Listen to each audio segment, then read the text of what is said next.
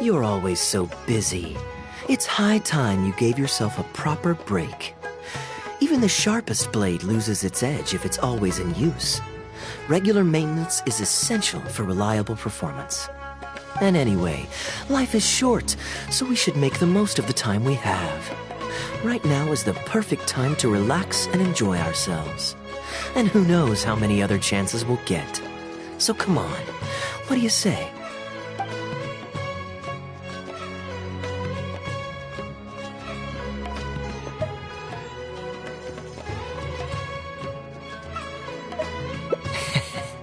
Now I remember why you're an honorary knight. Of course being tempted by money is beneath you. Your honest character is dazzling to behold. In that case, I guess today's end-of-trip blowout is cancelled. I shall pack my luggage and prepare to return to Mondstadt. Oh? You'd do that for me? Well...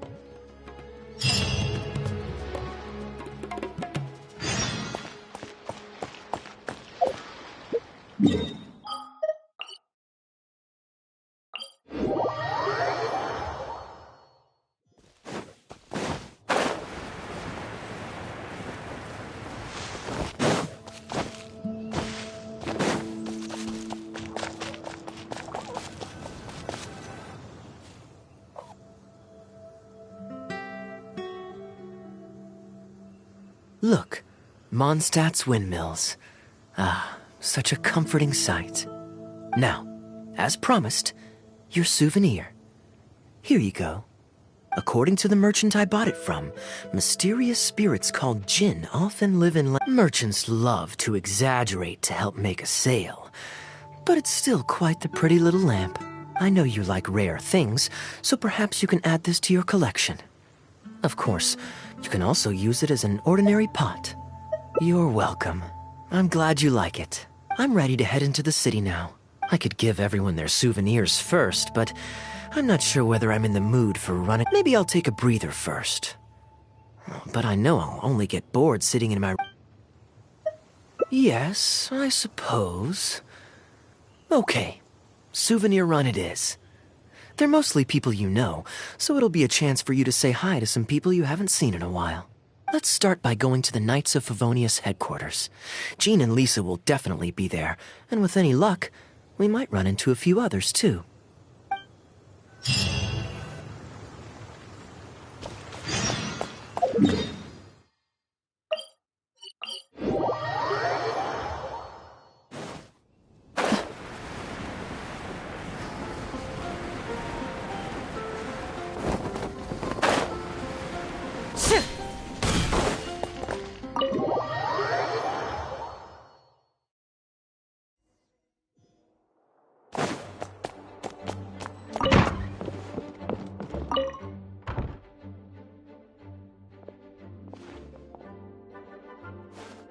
Hey, you two busy? You must have had a tough journey, Kaya. Oh, it's been a while, cutie. Yes, welcome back, Kaya. Why is the honorary knight accompanying you?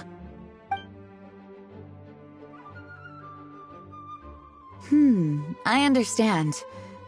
Back to matters at hand, Kaya. I have already received your report. You did well this time, thank you. A few days ago, we received a letter from the representative of the Wine Merchants Association in Sumeru. It was thanks to your on-the-spot decisions that further losses, due to continued delays, were avoided. Just doing my duty. Anything to reduce the acting Grandmaster's workload. Oh, I nearly forgot. I have some unused travel funds. I'll return the surplus now.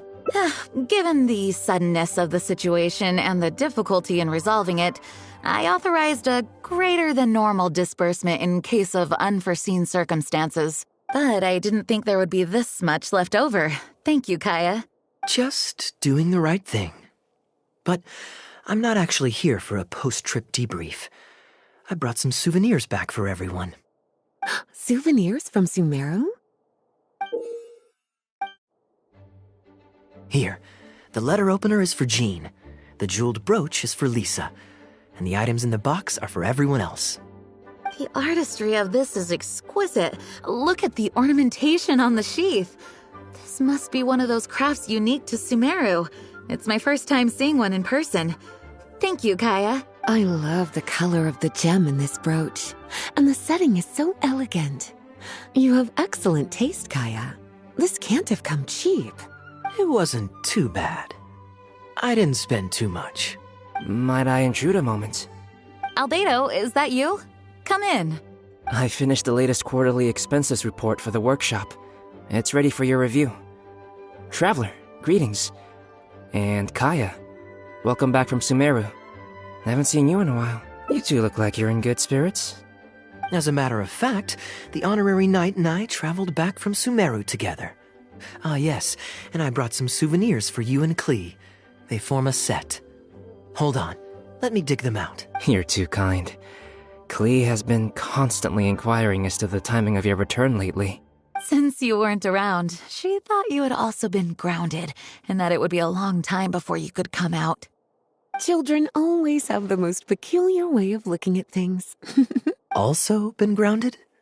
Sounds like things haven't been too dull for you all in my absence. It's Klee's third time this month. Evidently, you're not the least bit surprised. No. On the contrary, what would be a surprise is if Klee ever managed to stay out of trouble for a substantial length of time. Anyway, since my souvenir is part of a set with Klee's, there's no rush to give it to me. When Klee's next, released, I'll bring her to see you sometime. We'll collect our souvenirs together. Sure, makes sense. Leave the surprise for the person who'll enjoy it the most. I'll leave these documents here. I'll take my leave now, everyone. Kaya, I've approved your vacation request. Use this time to relax and unwind. Don't worry about the report and other work. I'll take care of it. You too, Honorary Knight. There isn't any work the Knights of Favonius require your assistance with at this time, so please take it easy. Thank you.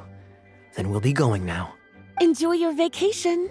But don't forget to return the Fox and the Dandelion Sea series before it's due. Don't worry, I'm nearly done with those. I'll be able to return them in a few days.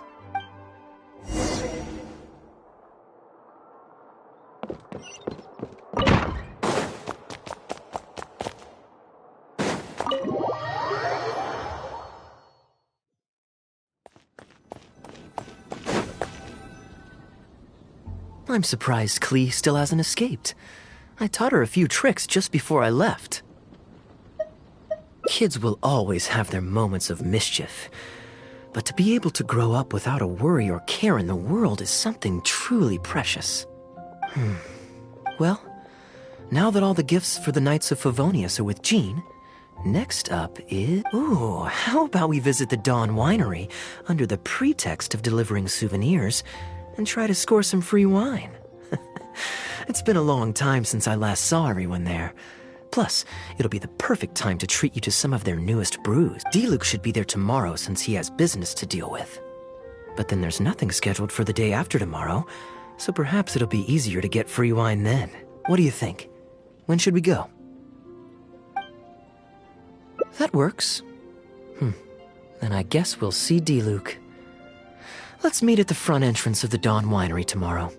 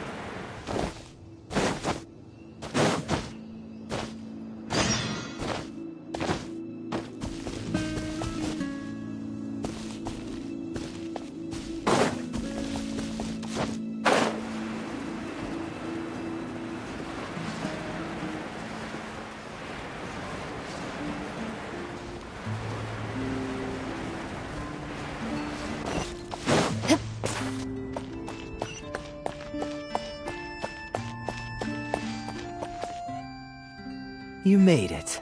Come on, let's go inside. Brace yourself for some sour grapes.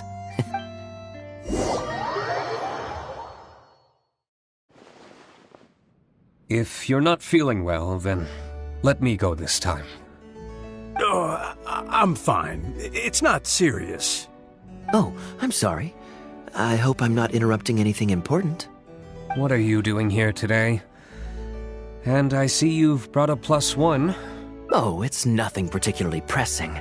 It's just that we recently returned from Sumeru, and given how long it's been since we last visited the winery, we thought we'd drop by and say hello. Is that it? Make yourselves comfortable then. Oh, do you really mean that? Because my definition of comfortable happens to involve prodigious amounts of your finest wines. Speaking of which, I'm curious where you store the wine these days. Is it the same place as it always used to be? Sounds like you're in a hurry to reach your goal. Been plotting this raid for a long time? Plotting a raid? Why, you misunderstand me. The truth is, a rumor happened to reach my ears recently.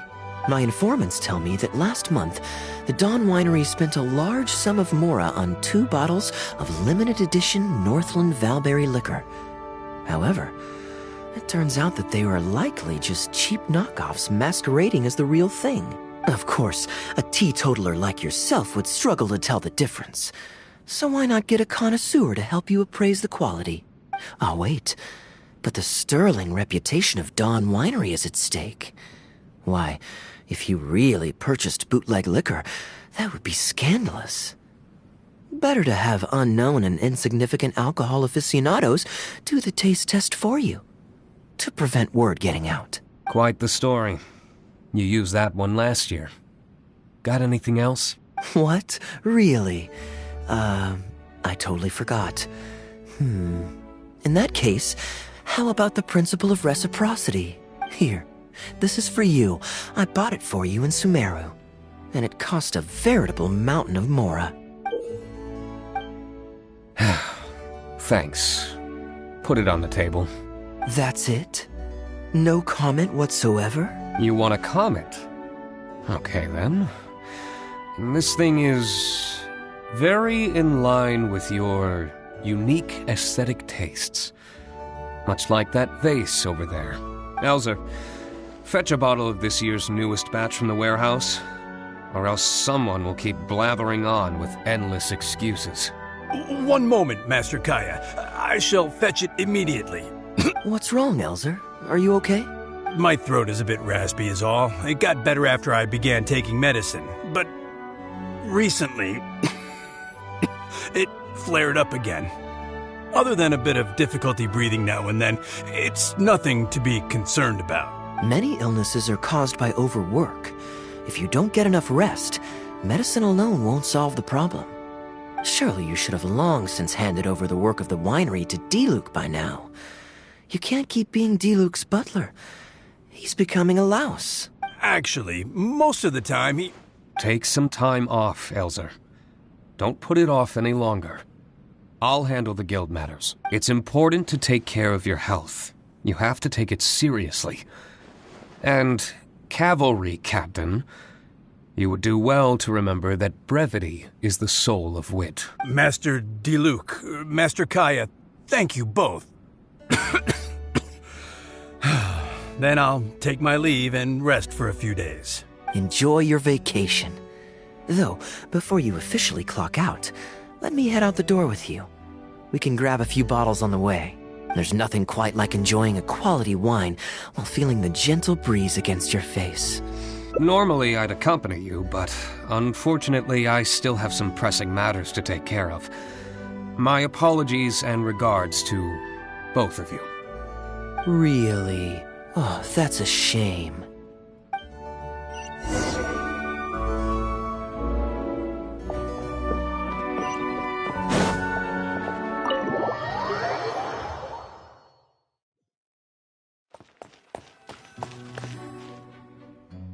I asked Connor to select a bottle of our best. He'll bring it by shortly. You asked Connor? He hasn't seen you in a while. He's just happy to be able to do this for you. Considerate as ever. Ah, Elzer, I also brought you a gift. Here, this belt buckle's for you. Such artistry. Thank you very much indeed. Glad you like it. Go on, enjoy your time off. And don't forget to see a doctor. Very well, Master Kaya. I'll be taking my leave now. Elzer is a good guy, and he's very responsible. But with 1,000 different things to worry about each day... Master Kaya, your wine and an apple cider for your friend. All freshly fermented this year. Traveler, this one's for you. Oh, very clear. And Isn't it? This one's a little on the sweeter side. But I can go grab a dry one if you'd prefer. no need. Sweet is just fine. Don't mind if I do. I haven't caught up with you like this in a long time. We used to always pour the first glass for you when cracking open a new barrel. With you gone these past few years, I've had to drink it for you. Well, since it wasn't me harvesting the grapes, de-stemming, or crushing them, it's much more fitting that you should take the first taste. Crushing the grapes improves the aroma and color of the wine during the fermentation process. If you're curious to learn more about the winemaking if you'd like, Traveler, you can help us harvest some grapes. Winemaking can be quite a lot of fun. It isn't nearly as exciting as he makes it sound. Your back will be in so much pain after picking grapes that you won't be able to stand up straight. Master Kaya is right. Harvesting grapes is a back-breaking labor, but seeing the grapes turn into grape juice, then ferment into wine, it's a fascinating experience. Wait, so Diluc actually helps you with the winemaking?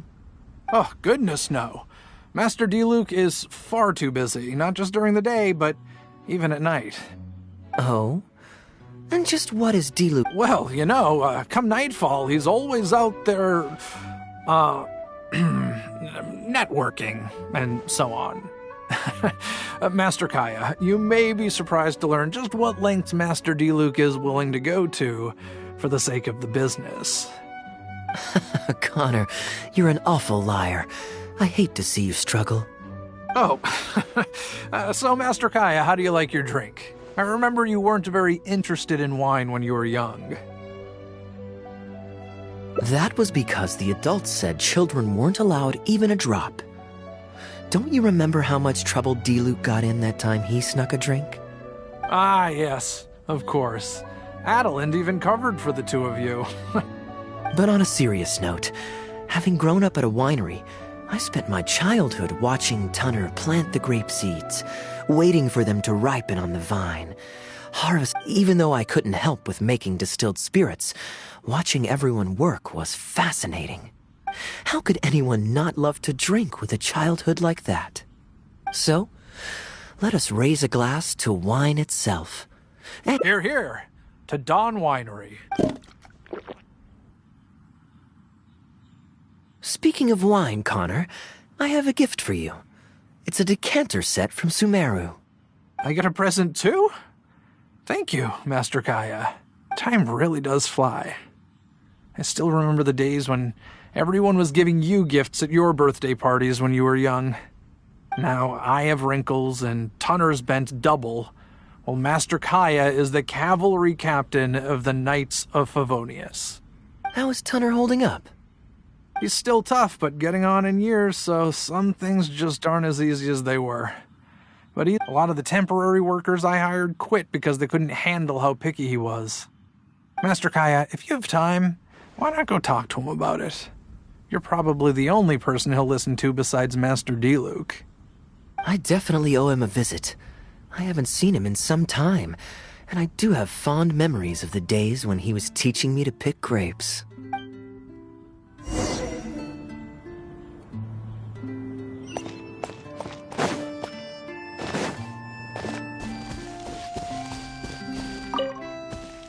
Busy day today, Tunner?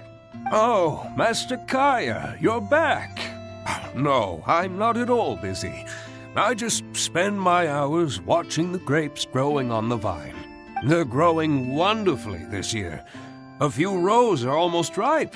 We've already begun harvesting them these past few days, so that'll keep me occupied. Sit. After we're done picking, I'll bring a few bunches over for you to try. No need. We were just drinking with Connor, and our stomachs are so full of wine that we couldn't eat a bite. What about your friend? Doesn't she want to try? Allow me to introduce the honorary knight of the Knights of Favonius. Ah, the honorary knight in the flesh. There are so many talented people in the Knights of Favonius. You all have bright futures ahead of you. Harvesting grapes is hard work. Let me help you. Do you still remember how I used to help out when we were short-handed? I believe I do. In that case, What's this? Everyone's clamoring to do manual labor? Well, suits me. More help is always appreciated. Come with me, young lass. I'll tell you which grapes are ripe enough, and you can pick them.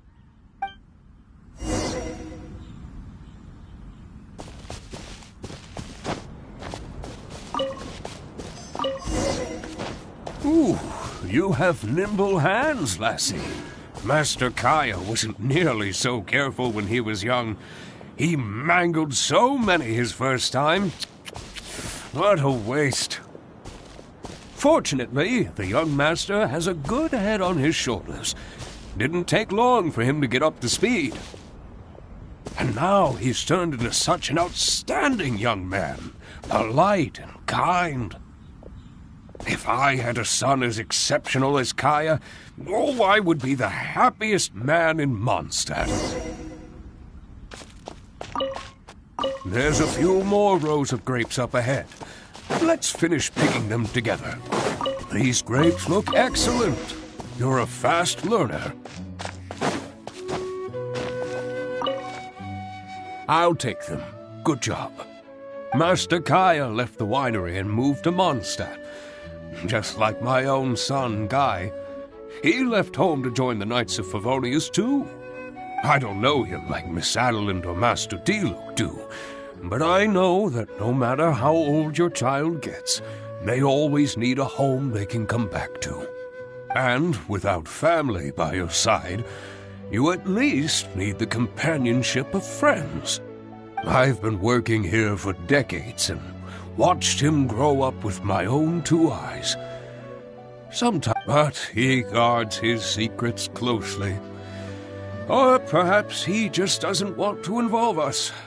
After all, I doubt that we could help him. I can see that you have a good relationship with Master Kaya. Please look after him. He's very dear to us. Hearing that puts my mind at ease. Wonderful! Wonderful! Knowing that he has a friend like you, we here at the winery can be happy for him. You're looking very happy, Tunner. Was the traveler telling you some jokes? No jokes. I've received a letter from my son, Guy. He's really going places. I'm so delighted. Master Kaya, honorary knight. My eyesight is fading in my old age. Of course. Thank you both.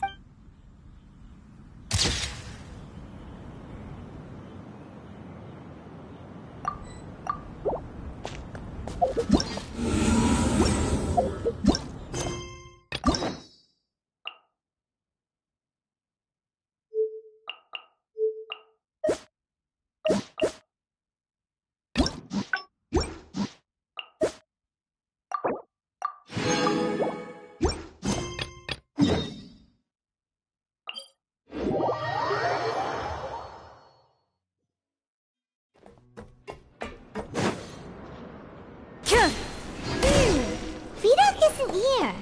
But the guys who went to work in the morning are back. Let's go ask them! What? What are you saying? You shouldn't go around saying stuff like that.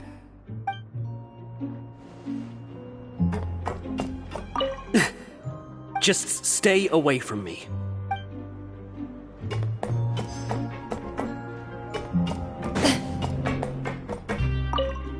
What are you talking about?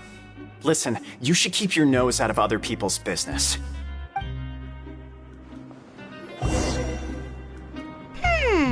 Their attitude sure is suspicious.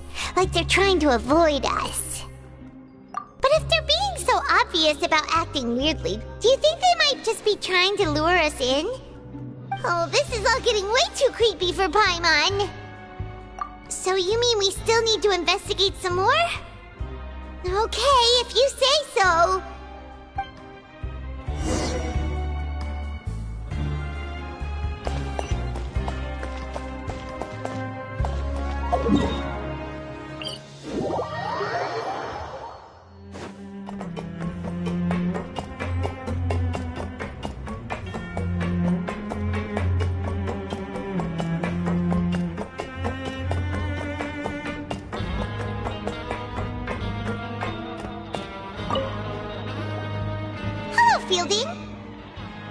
What do you want? Criminals like you ought to be working right now. Catch my drift. We just want to ask you a simple question. Have you ever discovered anything odd during your nighttime patrols? Why are you asking about something like that? Whatever happens at night isn't your concern. All you need to worry about is getting enough sleep. Well... right! We've heard it happens a few times every month. Paimon has sensitive ears, so it makes it hard to sleep. Really? I see. But it's not like I'm on duty every night. And now that you mention it, I recall my colleagues talking about something like that before. They say that strange things tend to happen at night on pipe cleaning days. Lots of us don't willingly take those shifts. So, what happens at night on pipe cleaning days? They just conduct regular cleaning of the fortress's drainage facilities. There are 3 pipe cleaning days per month, and it just so happens that today is one of the scheduled days. You can try to confirm the sounds tonight if you want, and if they're real, then I can report the issue to my superiors for you. Oh, okay. Then we'll keep both ears out tonight.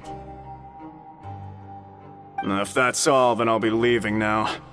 I advise you not to try anything funny, though. Even if I'm not on duty tonight, someone will still be watching you. Don't worry, we don't want any time added to our sentences. Oh, he left. So what do you think about the pipe cleaning days he mentioned? Right, both are a possibility. But Fielding did say that tonight is a cleaning night.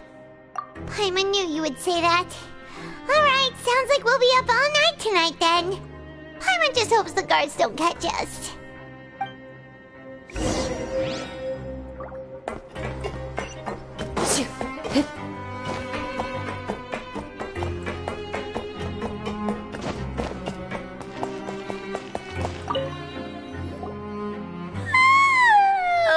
Paimon's so tired. But we can't sleep yet. They'll be cleaning the pipes tonight, so it's the perfect chance for us to investigate. Whatever.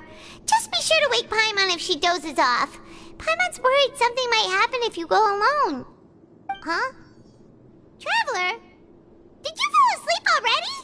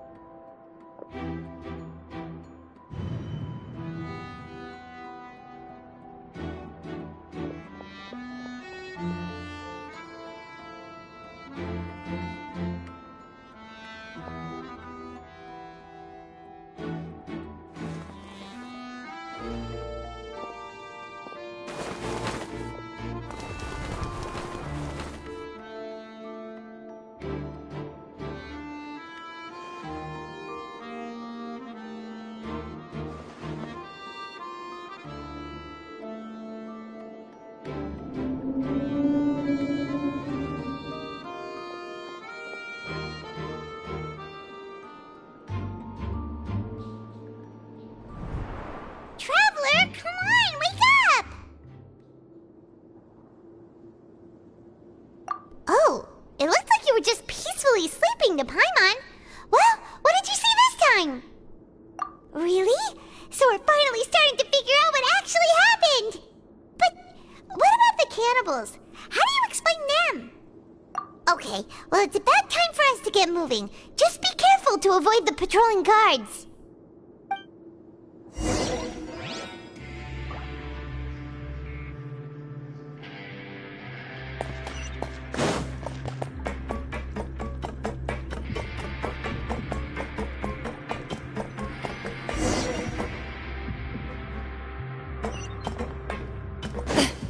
Shh! Careful!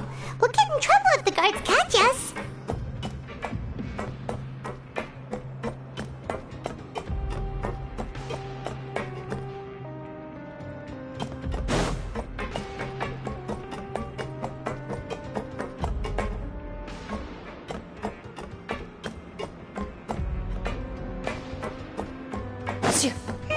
This should be the place.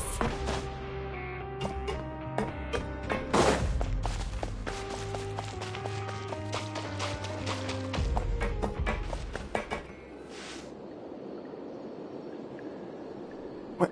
I know you. You were the ones we saw. Huh. You've got guts showing up here. You know who we are, right? You'd better leave now. Ain't nobody coming here to save you. What'd you say?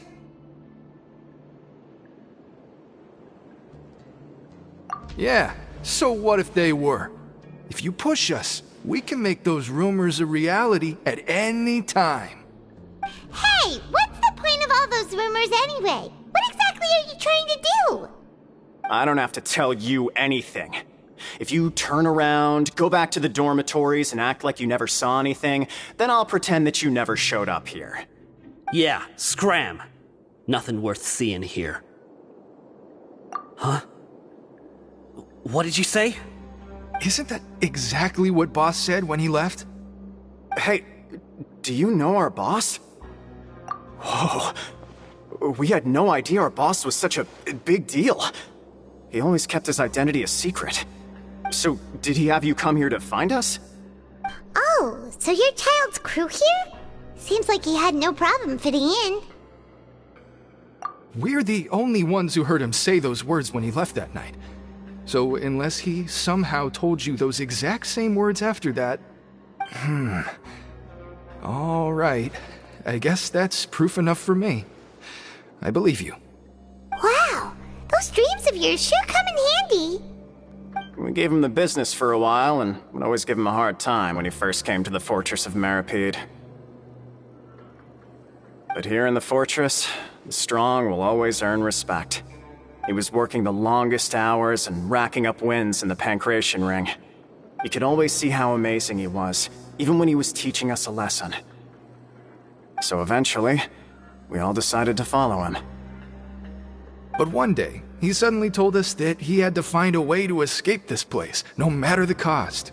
He said it was because he heard that call again. And as his crew, if the boss wants something, then it's our job to get it done. So, we got to work and used the hidden rules that were here to make up and spread the rumor about the cannibal rule. We just wanted to give him a better chance of escaping on a night after the pipes had been cleaned. Oh, thanks to your rumor, nobody would want to come anywhere near here, prisoner or guard. Wow, it sure is easy to exploit people's fear of the unknown. But hasn't Child already escaped? Why are you all still coming here after pipe cleaning day? Because as far as we know, the pipe he went into isn't actually an exit. It should be a dead end.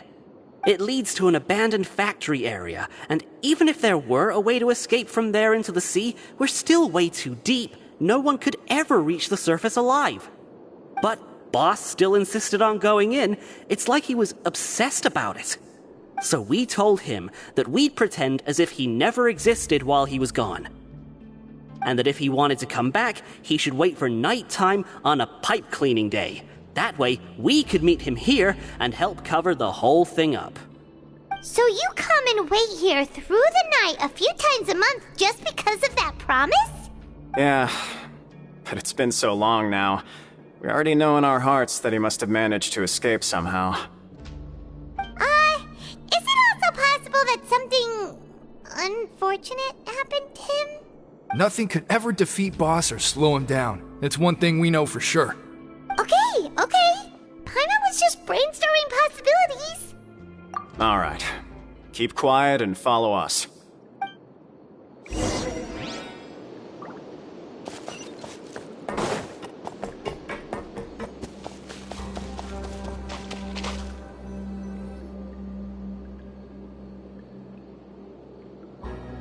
The way up from here has been sealed off. It's impossible to get through. Boss left by going down from here. It wasn't full of water at the time. Later, we came back hoping to have a look. That's when we found out it had been completely flooded. It's impossible to navigate unless you're an extremely skilled diver. Do you think Child got trapped by the water? Not likely. We all know that Boss was an incredible swimmer. Really? Then have him come investigate, pronto. Just be sure to tell us if you get any news about Boss. It's getting late. We should leave before the guards come this way. Yeah, we learned a lot about what happened to Child here. Let's get going!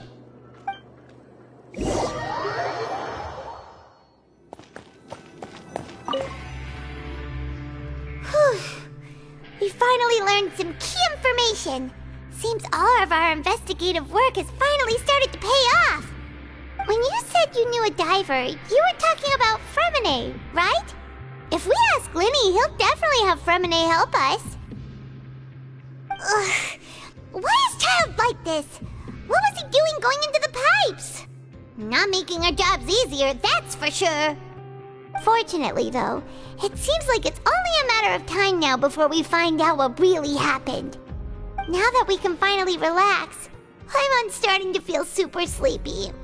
Let's try to get some rest while we still can. Nighty-night, traveler!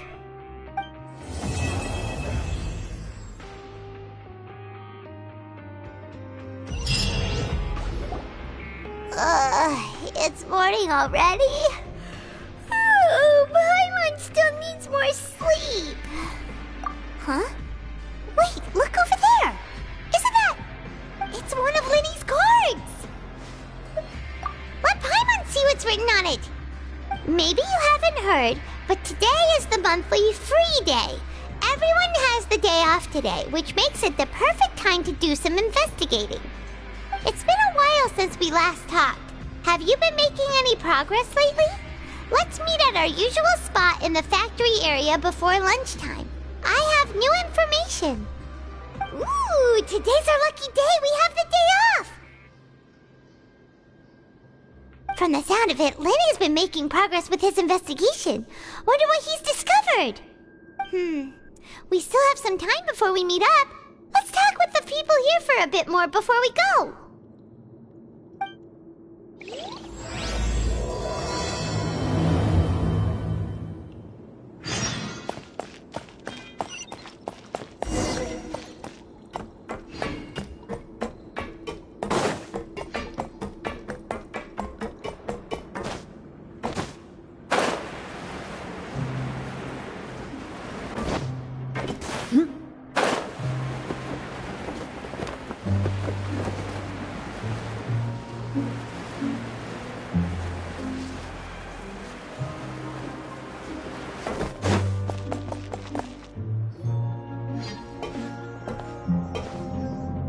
There's a group of people over there. Let's go listen in.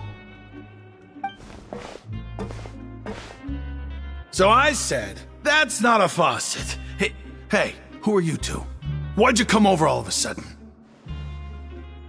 Oh, sorry for eavesdropping. Sounds like you were talking about something private. What's the matter? They're just looking to join in on our fun, that's all. Hey, don't pretend like it's okay for them to just interrupt us like that. Fine. You're lucky we don't mind extroverts that much.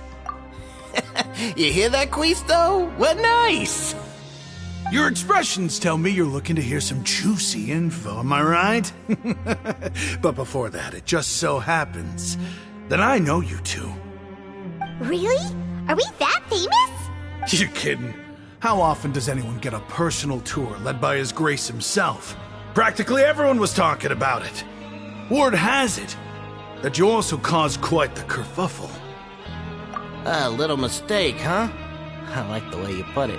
You see, people with a good attitude can join our group anytime, unlike some of the others here. Your group? I'm Quisto, and this is Lavaroon. People usually call us the Bombshell Bros, but don't worry, we're not playing with bombs or anything. It's just that our information is always so explosive, and we blow minds on the regular. So, you two really like to gossip? Whew, you sure know how to embellish. No, you don't get it. Knowing intelligence will make things better for you here. For example, knowing who's working with whom, who has the latest rumors, who's not getting along. Wouldn't you like to know all that? Whoa, all this info's worth something, you know? You should prove you're worthy of it. I don't mind him. Quisto's always this way. Just play nice and say something to massage his ego. The welfare meals. Talk about the welfare meals. Right. That meal we had yesterday was super delicious. Paimon can still taste it whenever she closes her eyes. Is that so? To tell you the truth, I've been helping out with making those welfare meals. I've been working as a kitchen assistant for about a month and a half now. Oh, so you're the one who made those delicious steaks. Amazing. You could be a professional chef. You are correct. I am a true professional. In fact, I even went to culinary school. But since you like my cooking, I guess that means we share similar tastes. Listen carefully. This little bombshell will help you learn what's really going on here in the fortress.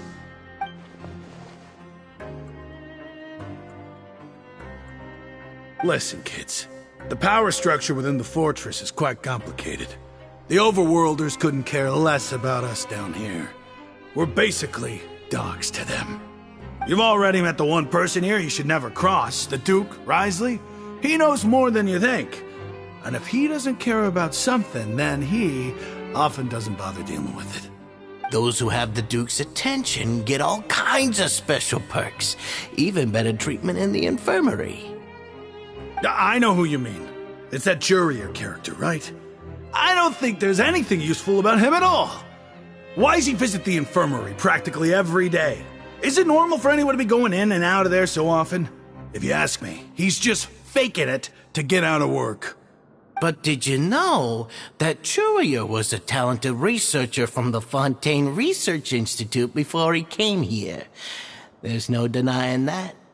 I don't care if he was a researcher that could turn dirt into Mora. Once you're in the fortress of Meripede, you're just another inmate like everybody else.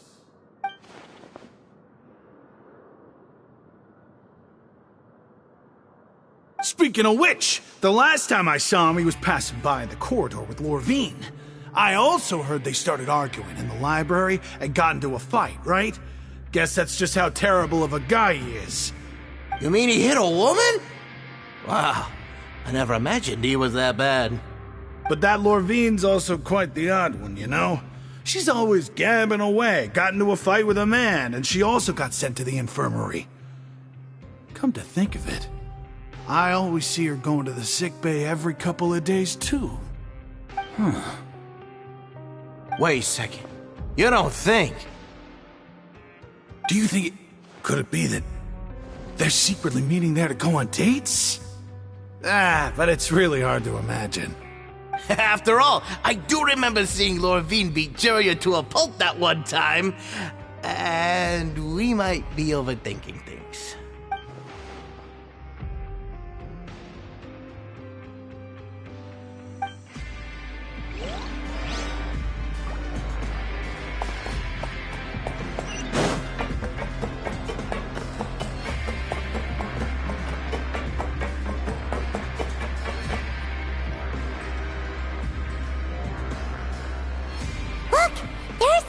Talking over there. Let's listen in on the conversation.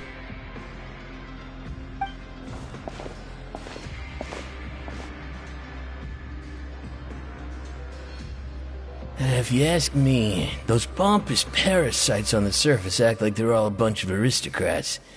Do any of them give half a hoot about a bunch of dogs like us? Hey, speak for yourself, mate. I'm no dog. Oh, you think you're special or something? If you're here, then you're just a convict like the rest of us. I've heard that even if you're released after serving your sentence, going back to life on the surface ain't any better. Once a criminal, always a criminal. We're marked for life. I don't buy that. Hey, how cool would it be if the whole world was destroyed by a giant flood and everyone had to start over from nothing? What kind of filthy bilgewater are you spewing? I have family up there. You best shut your sewer hole with talk like that. Listen, things ain't so great on the surface, but who says that you have to leave? I've heard that you can still stay here and work even after you've served your sentence. Not bad if you ask me. Who wants to live in the ruddy overworld anyway? And what makes you think they want to hire someone like you? It's one of the great mysteries of the universe, how someone as useless as you is so confident. Whoa. Sounds like they're really unhappy about the overworld. Speaking of which, Paimon never heard anyone use the words overworld or underworld when we were living up there. Is it only something the inmates down here say?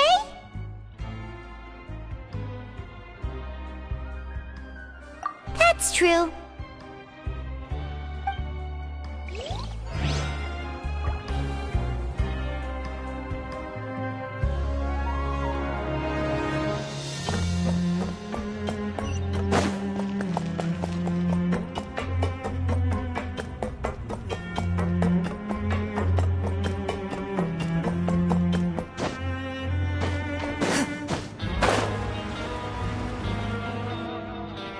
Hey, you over there?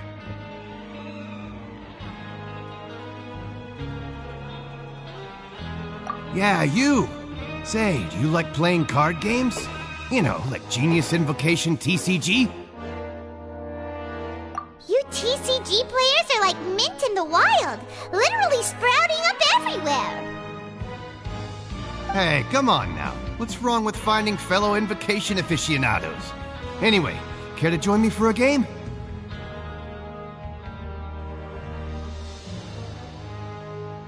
Alright. No pressure. But why would you be looking for people to play Genius Invocation in a place like this?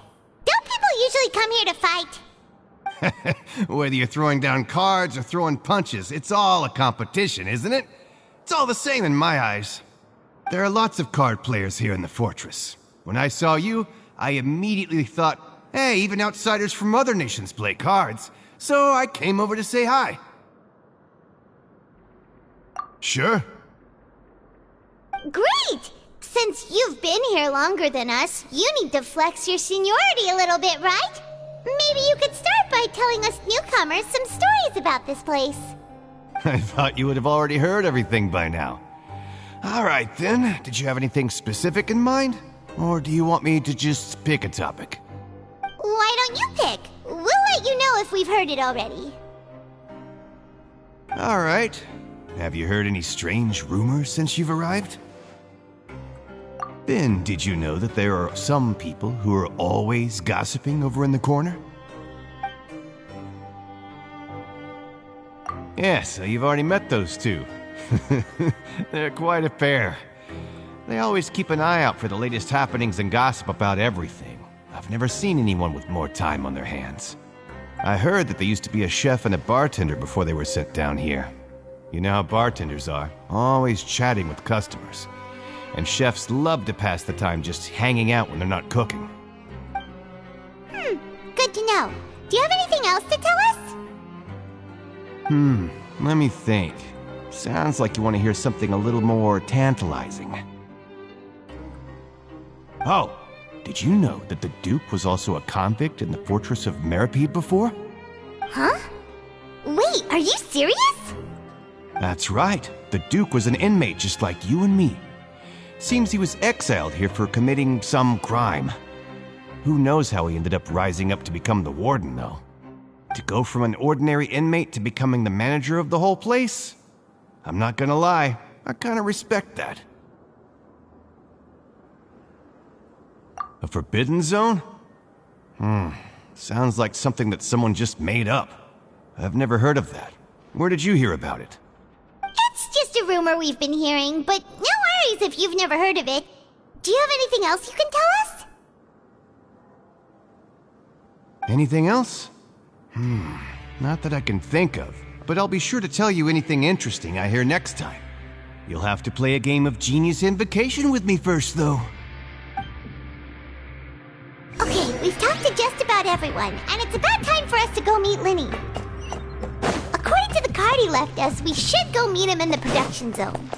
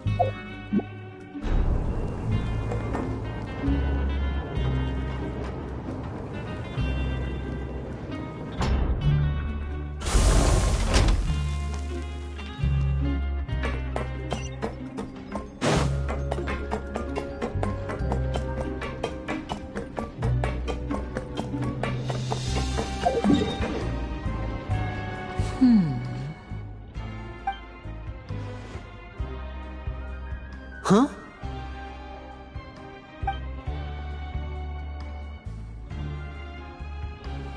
That look in your eyes. You found something?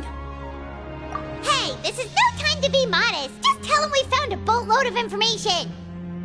Oh, as expected of the legendary duo, you have my full and undivided attention.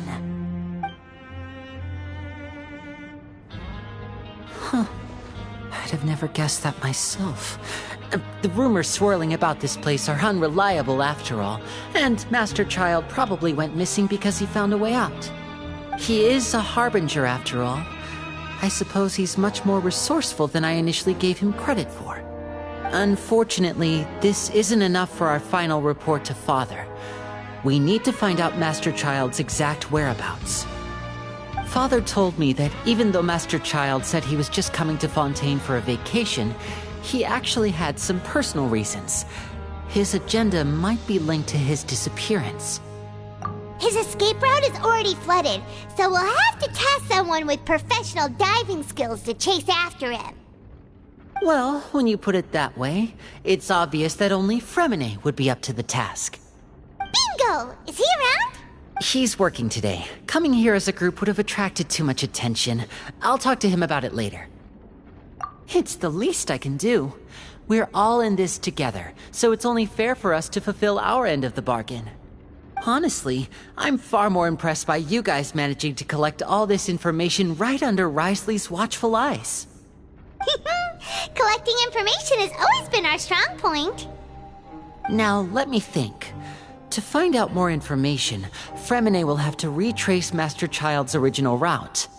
And if he's to do that, he'll have to set out on the next pipe cleaning day at the earliest. That's 6 days from now. And after that, he'll probably take another 2 or 3 days to return. You can even estimate how long it'll take for him to get back? We've been working together for a long time. We know each other's capabilities like the backs of our hands. Traveler, what say you to meeting here 9 days from now? We'll be able to pick up Fremine while we're at it, too. Oh, and there's just one last thing we'd like your help with. Though we can just sit back and wait for Fremine's report on Master Child's whereabouts, we still need to make more progress on the investigation of the Forbidden Zone. Fremine's no master of disguise, Lynette's still working on getting intel from the other areas, and I'll need to spend some time helping Fremine prepare for his diving mission. So, you are the only ones we can count on. What do you want us to do? Will it be hard? Well, I won't call it easy per se, but I think you'll be able to pull it off. Listen carefully. You'll need to find an excuse to get into the infirmary and investigate the room and environs. You've mentioned several sketchy-looking people always meeting at the infirmary earlier, so it probably has something to do with the secret we're hoping to uncover. You've already met the head nurse, so she'll be less suspicious of you. Investigate the internal structure of the infirmary and any active dealings within, and pass those on to me alongside anything else you're able to discover. But also, there's no need to take risks. Don't forget, safety always comes first. My apologies. I just started rambling out of habit. It was almost as if I was talking to my younger sister. But that's not a bad thing, right? All right, then we'll head out as soon as we finish our prep. Let's go our separate ways for now, then. Don't forget, we meet here again in 9 days. Stay safe.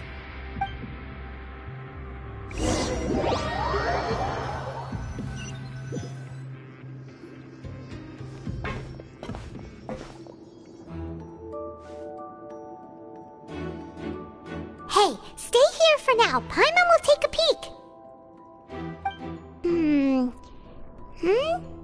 There seem to be several people inside.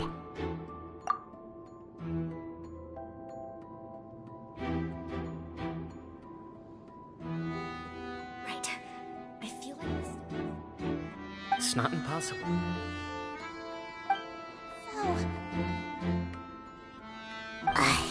It's a bit hard to understand them from here. So, why don't we just try to talk to them in person? Let's go as soon as you're ready.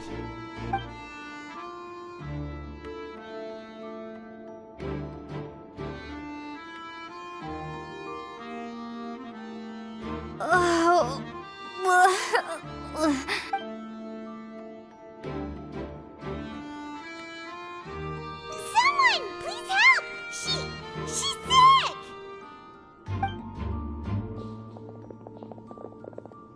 Whoa, are you okay? Oh my! What's wrong, little one? There's no need to panic. Take a deep breath before you begin.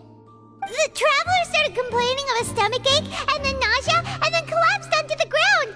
Paimon doesn't know what to do. Freezing limbs, twitching fingers, and pale complexion. Could it be poison? Let me take a look. Please lie down over here. Don't worry, I'll get you to the bed safely. Here, hold on to my shoulder and walk slowly.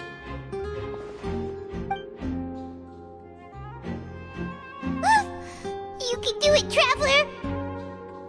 Don't apologize. You're sick after all. Now, please relax. I'm just going to do a preliminary checkup on you.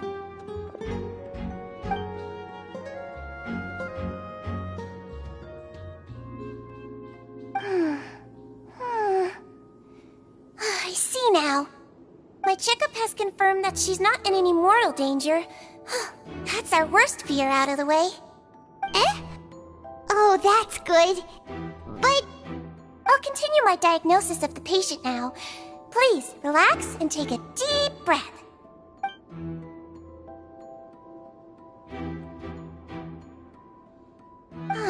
Don't sense serious damage to your organs either.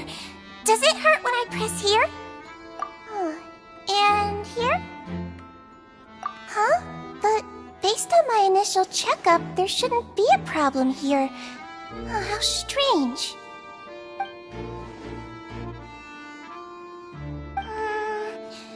What about here? Does this hurt? Oh. I understand. So that's what it is. I think you just ate something that disagreed with you. That's all. Nothing too serious. Outside of a pretty bad stomachache when it decides to act up. So that's what it is. Thank goodness it's not anything more serious. And there have been other inmates complaining about the food recently. I'll inform our head chef, Mr. Wolsey, of this problem as soon as possible. Congratulations! The health risk is incredibly low, so you should recover within a couple days. Why don't you take a rest here while I go get some medicine for you? Miss Levine, I'll have to trouble you to help me look after this new patient while I'm gone. Very well. And she hopped away just like that.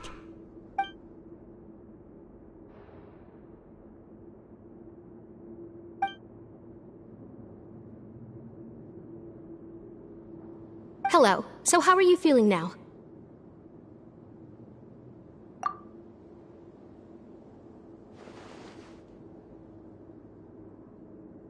Her stomach aches really bad. She was stumbling about the whole way here, so Paimon's really worried. If Miss Sijuin says it's not a serious problem, then there's no need to worry. She's the best medic we've got down here. But it also looks like she's the only medic you've got down here. Well, that's true.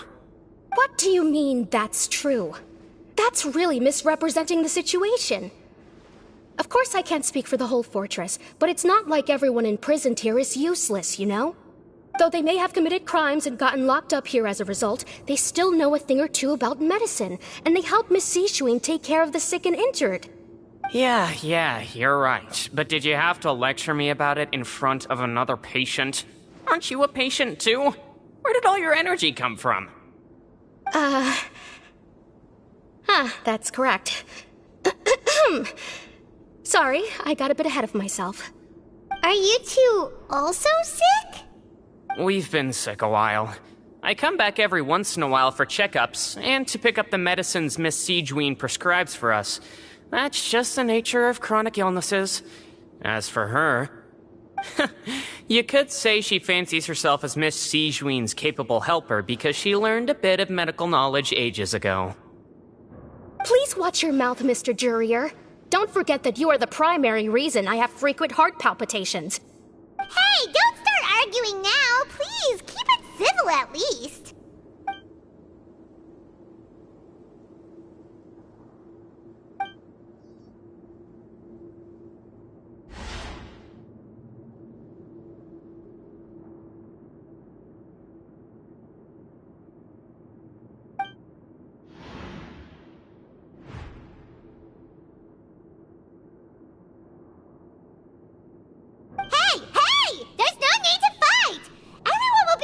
Someday, so there's no need to argue over silly things like this!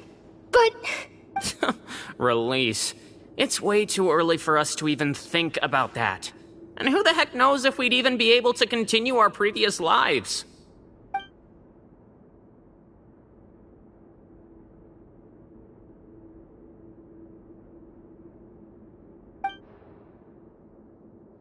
Please allow me to end this boring and useless conversation. Oh, and Mr. Jurier, I don't want to see your face here again anytime soon. And same to you, Miss Lorvine. Anyway, that was more than enough rest for me, so I'm going to get out of this excessively noisy place.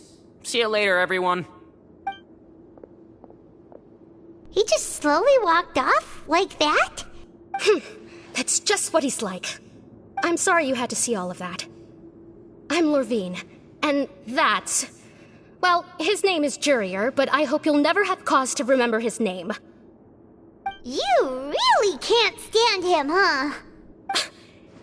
I mean, can you blame me? Who would like someone who's as arrogant and obsessed with weird research topics as he is? But there's no need to keep dwelling on him. I'll accompany you two for a while.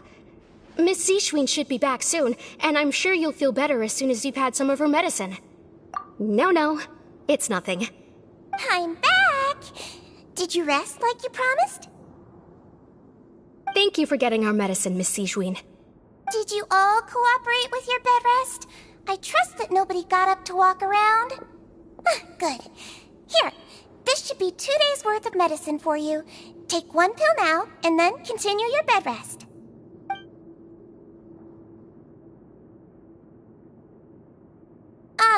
Miss Levine, I left in a bit of a hurry just now.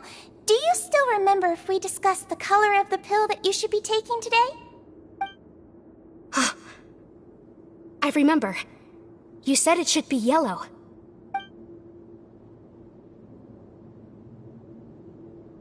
Yellow, huh? I understand. These are yours. Please, make sure to go to bed early after taking them tonight.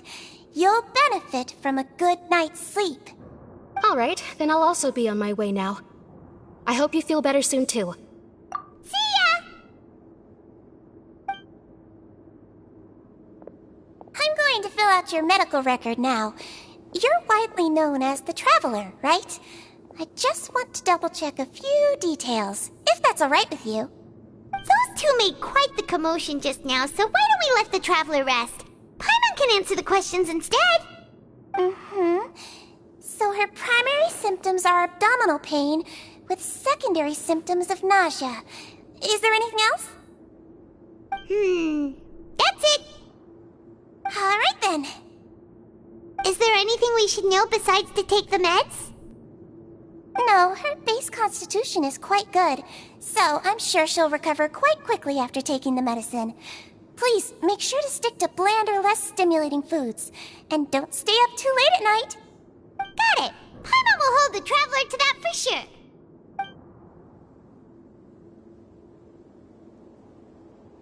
Oh, you're going to take a nap already?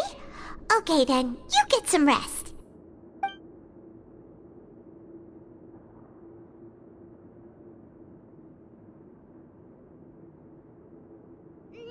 We've been to lots of places together.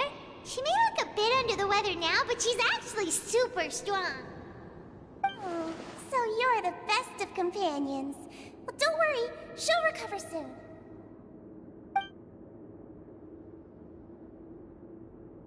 Ah, you're awake. How do you feel? You slept for a really long time, but we never left.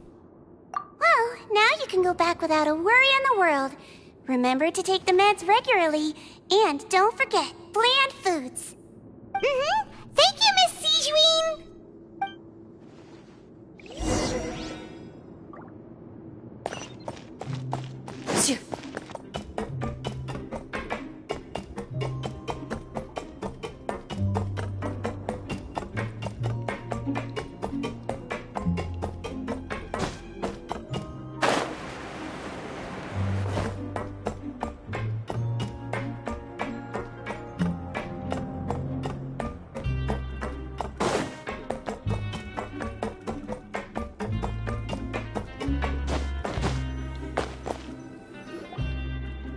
Are something. To be able to fall asleep like that and even sleep talk the entire time, you scared Paimon half to death!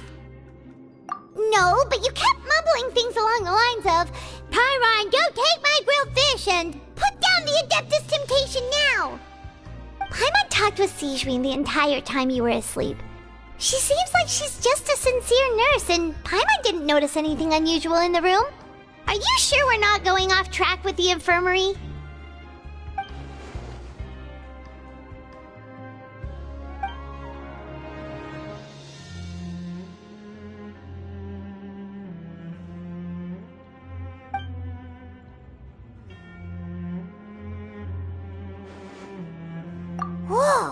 You really are super thorough.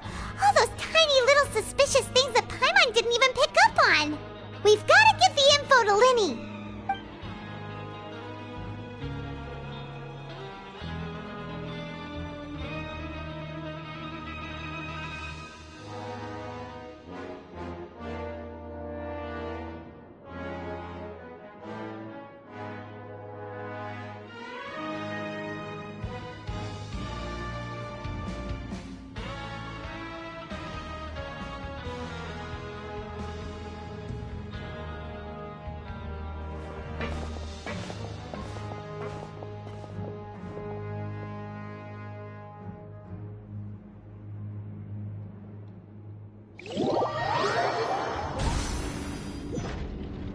Today's the day! Let's go meet up with Linny!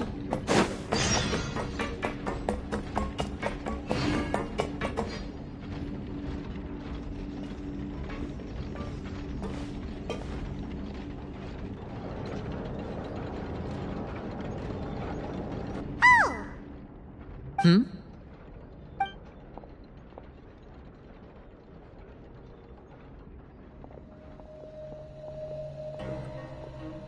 Did you two run into any trouble over the past few days? No, we just worked our shifts according to the schedule. Nothing weird happened. That's good. That means you didn't raise any suspicions when you infiltrated the infirmary. We've taken a look at the slip you've sent.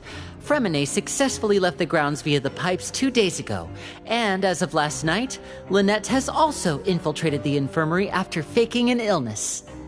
Wait, why is she getting involved as well? You already went above and beyond when you scoped out the infirmary. To put it more bluntly, even if we were to view that as something you did in exchange for Fremine's help, you've already done more than enough. Infiltrating a guarded stronghold is a different kind of job from a one-off investigation. We want to avoid using the same faces over and over and reduce the amount of suspicion that will fall on any given person. Lynette also felt like you have already taken the first step for us, so she should be the one to finish the job. So that's what Lynette thinks. Oh, Paimon hopes everything's going well for her. Perhaps that's true. You are both very good people, and we've come to appreciate that more than anyone else. Unfortunately, there's still one thing that could get between us, lest you've forgotten. The matter of our respective loyalties. You've mentioned before that you've had some run-ins with the Fatui. I can understand that feeling, so I assume you're just helping us out of the kindness of your hearts? Well, everyone could use some more friends. We'll be counting on you to help us in the future, too. Since I see you as friends, then it's even more important for us to protect you from any peril. Fremine and Lynette feel the same way. Glad to hear it. Then, let's go check on Lynette before Fremine returns. If everything went well, then she should be wrapping up her investigation right about now. Is now really a good time to go over? According to my observations, Sigewinne always spends around half an hour away from the infirmary right before lunch. Lynette knows this as well, so this should be a good time to meet up with her. Also, I'm her brother, remember? It's only natural for an older brother to care about his younger sister's well-being. Okay, then let's head over right away!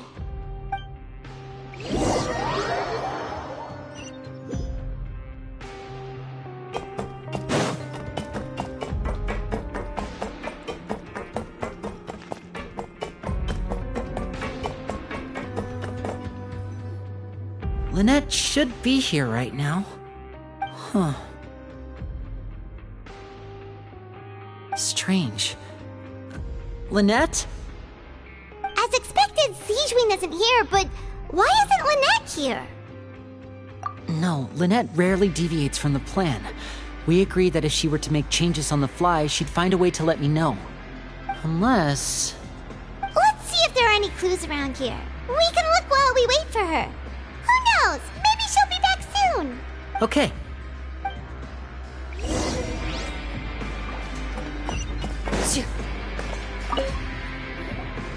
There are some books here and a few files. They all look like medical records. Advanced nursing, how to raise the spirit of your patients, a quick guide tied to the psychology of emotions and the meaning of laughter. These sure are some interesting books. Who knew Sijuin would be interested in these kinds of things? She even has books on understanding people's motivations and feelings. Is it because she's a Melusine? Or does she have a need to understand her patient's emotional state?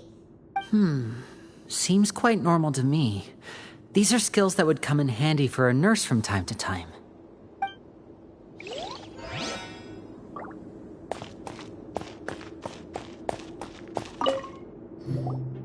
None of the beds have any signs of having been slept in. Except that one over there. That's the one Lynette must have used, right? You said she was pretending to be sick. She would have said her migraine was having a particularly bad flare-up. Generally speaking, the head nurse would then ask her to lie down and rest, while she left to retrieve the medication. Which means either the head nurse didn't return the entire time from when Lynette laid down up until she left the bed, or the nurse intentionally left it this way.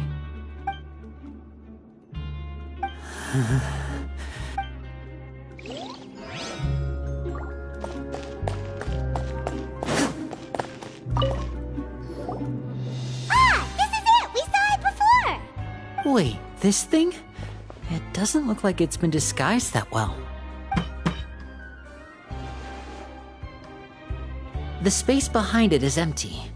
From its size, I don't think it's an entrance that is meant to be taken apart. There's probably a mechanism around here somewhere. Could Lynette have tried to get inside? But if that's the case, she would have contacted me for sure. Let's look around here for some more clues. Don't panic, just take another look.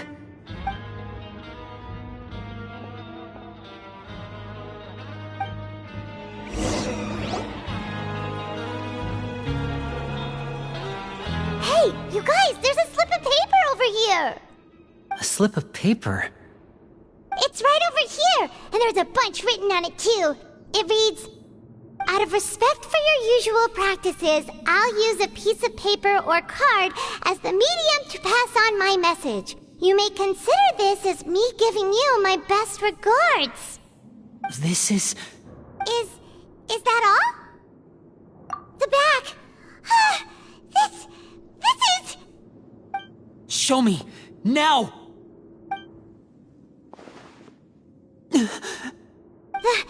That look on your face. Paimon's reading it now. Would you care to guess where Miss Lynette of the Fatui could be right now? No. Could she have... Is she already... Wriothesley. Did he deliberately leave the infirmary unguarded to use it as bait? Wait, you mean he was aware of our goals from the very beginning? But why? We didn't run into any trouble last time, and he also never reached out to us since. Yes, that is a crucial question. Wriothesley, he doesn't do anything without a clear goal or reason. So this means he had no concerns about your activities from the very beginning. You're not from the same camp as us. You were sent down here by Nervulet, so you have no conflict of interest with Wriothesley. We're a completely different story, though. I'd like to know that, too. Why did he only go after her? Don't panic, just think everything over. I have to stay calm. This is not like what happened last time. The situation's different now. Wait, you're right. Wait, but that means... the fact that Fremine was able to leave the grounds... Could Wriothesley have let him go as well? But what does he gain by letting Fremine leave like that?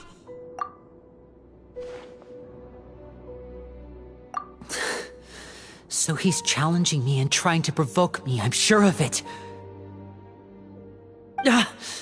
We never should have sent out Fremine. We had to go through all that trouble to find an opening to sneak him around the guards and into the pipe, and we even thought luck was on our side. If Wriothesley let him leave on purpose, then he's probably in a terrible spot now as well. Lenny's getting more and more panicked. We have to calm him down. Don't be like this, Lenny. Fremine wouldn't have left if we hadn't told you about Child. That was our fault. No, I'm the leader of this operation, and I'm the one responsible for this team. I was the one who failed to protect them. I'll go talk to Risley. Hey, don't be reckless! Traveler, please talk some sense into him! I simply cannot allow Lynette to be abducted again. I have to go. I'll find a way to get them back! He's rushed out the door! After him!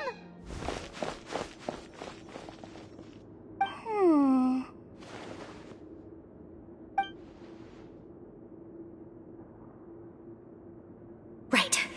I feel like we still have some room to make changes on these details. It's not impossible, but it'll require extensive testing. Is that so? Very well. Then please be mindful of the time. Huh? Is someone? Pack everything up. Whoever's outside is eavesdropping. They'll probably come in once we stop talking. Someone! Please help!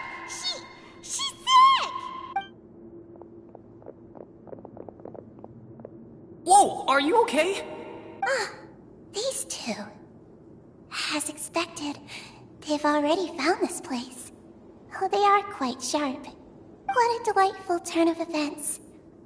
I like smart people, but I also like playing dumb. I like the feeling of being trusted. Oh my! What's wrong, little one? There's no need to panic. Take a deep breath before you begin. Being able to read human expressions is quite the useful skill. Wait! Wait! It's no use. We have to catch up to him.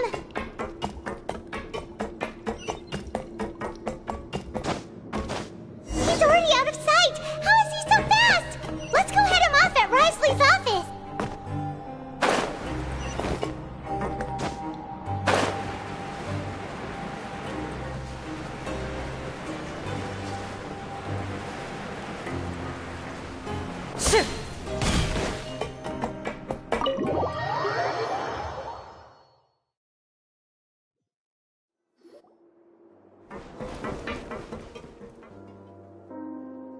Come out and face me, Risley!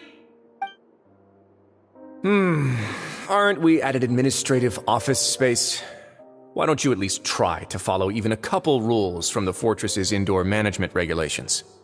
What did you do to my sister? I ran into the young miss at the infirmary. I'd heard that she was suffering from quite the migraine, so I decided to invite her over for a cup of tea. I do have some teas in my collection that can work wonders against such an illness. Stop joking around! Where did you take my siblings? I have also heard that your performances are quite the spectacle. Miss Lynette would sometimes enter a box filled with water, only to emerge the next second from another place altogether.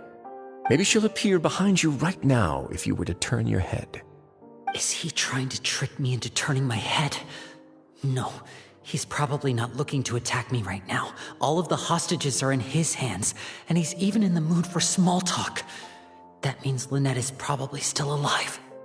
You knew we were investigating the infirmary from the start, so you deliberately aroused the Traveler's suspicions and baited us into continuing our investigation, just so that you'd be able to kidnap Lynette. As for Fremine, no, you probably didn't even interfere with Child's escape. You let him go, so you could purge the Fatui members that we had planted into your ranks. There was no need to do so. The fortress of Meripede is a pretty pleasant place. Most people enjoy their lives here. The only ones who act differently are those with personal agendas. It was quite easy to identify your colleagues. You removed our original members and spread the news of Child's escape so Father would assign our team to come down and investigate. Fremine has also fallen into your hands, right? If you're oh so omnipotent and so in control, why would you need hostages? One correction. Lynette is in my hands right now, but Fremine is not. He's not? What do you really want? Lenny! Oh, wonderful. Everyone is here, so I'll only need to say this once. Thank you so much for cooperating with me. Eager and to the point, I see. Alas, only Miss Lynette is currently having a cup of the fortress's finest tea. Although, as per your original plan, Mr. Fremenet should also have returned to the fortress by now. But he has neither shown up within my gates, nor has he been taken into any kind of custody. So where do you think he may be right now? Wait, you can't mean... you locked him outside in the sea? I closed the fortress's gate to the outside world. That's all. Fremenet's a star diver, so he should be fine, right? No, we're still here, so he definitely tried to find a way to come back for us. So we can't assume he might have made a break for the surface. But why would I do this, you may be asking? To have an audience with you, of course. My intel tells me that Mr. Linney is a great magician, so it's only natural for me to want to have some cards of my own when it comes to negotiating. Besides, I do recall you mentioning to Miss Lynette that you've always wanted to have a face-to-face meeting with the Lord of the Fortress of Meripede, regardless of whether it was in a personal or a professional capacity. Well, you got your wish. So, you've been keeping tabs on us before we even set foot in the fortress. Some of my folks just happened to hear a thing or two, that's all. In any case, I will be straight with you. I was willing to play dumb and turn a blind eye, so we had a pleasant few days playing games together here. But once you started focusing on the Forbidden Zone, all of that changed. Mr. Linney, the cards are stacked against you right now. Miss Lynette is in my hands, and Mr. Fremenet is still slowly being pickled out there in the brine. You know just as well as I that he cannot last out there forever. You need do but one thing to guarantee their safety. I would like you to contact your superior, and ideally invite her over for a cup of tea with me. You want to see Father? But why should she bother giving you an audience? Well, if she cares for the well-being of her dearest children, she should have plenty of motivation to join me for a parents' evening. I've heard that the bonds between the members of the House of the Hearth are like the bonds of family. I don't see why she would refuse. Why did you think Father sent us to handle the Fortress of Meripede? This place is basically a no-man's land. It wouldn't be fitting for anyone as important as a harbinger like Father to come here in person. Oh, I see. So it's because she doesn't care for my place here. That's such a shame. After all, I've amassed quite the tea collection. I was looking forward to sharing it with her. Both Monsieur Neuvillette and Lady Farina have already received many samples as gifts. Was this the extent of your master plan to get to Father? No matter how much pressure you may put on me, I won't allow you to use us to blackmail her. You people really are difficult to get along with. All I'm asking for is a face-to-face conversation. Does she truly have no interest in the fortress's secret? Mr. Linney, you have one last chance to invite your father here. If you refuse... Linney!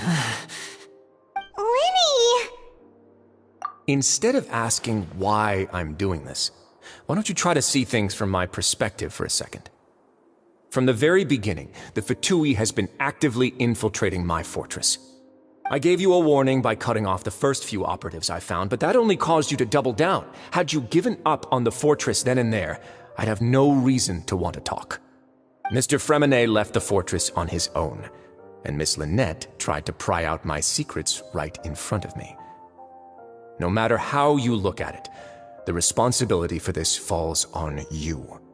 I shouldn't ask Father to do anything because of us. 6, 5...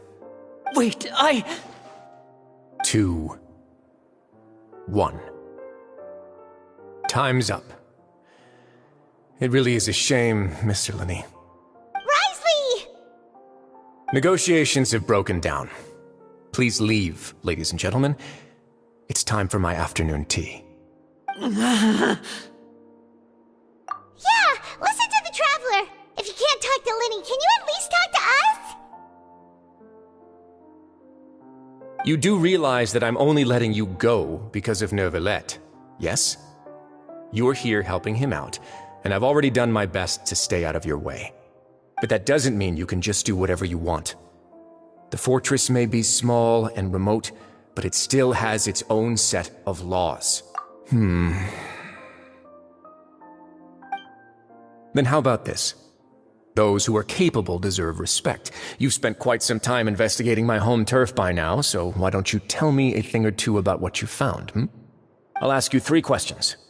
Answer all of them correctly, and I'll agree to your request. Question 1. Regarding the hidden rules of the production zone, what is the truth behind the one about not being allowed to work for 3 days in a row?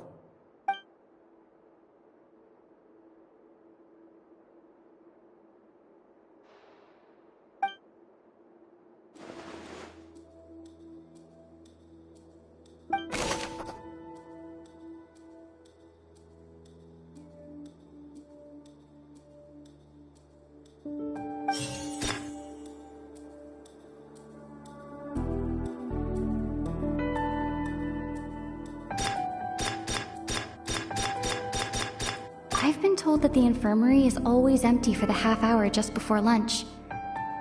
But what could Sijuin...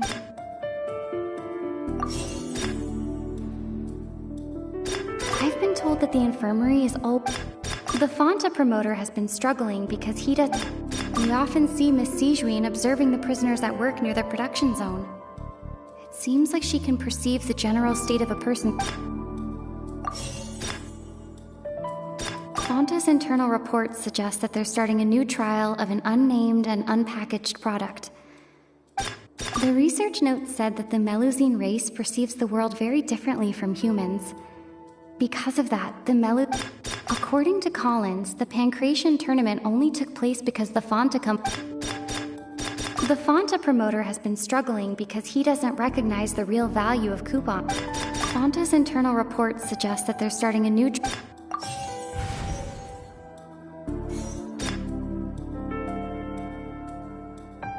According to Collins, the Pancration... The research note said that the Melusine race perceives the world... Fonta's internal reports suggest that they're starting a new trial. We often see Miss Sijuin observing the prisoners at work near the production zone. It seems like she can perceive the general state of a person's health just... The Fonta promoter has been struggling because he doesn't... We often see Miss Sijuin...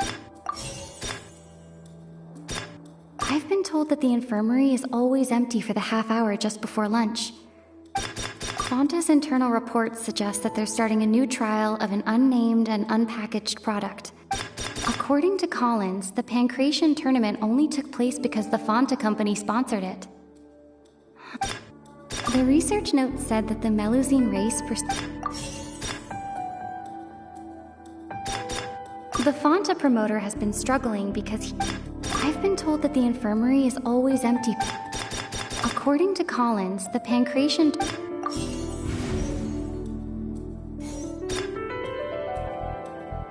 I've been told that the infirmary is always empty for the half hour just before lunch. But... I've been told that the infirmary is always empty. The Fonta promoter has been struggling because he doesn't... The research note said that the Melusine...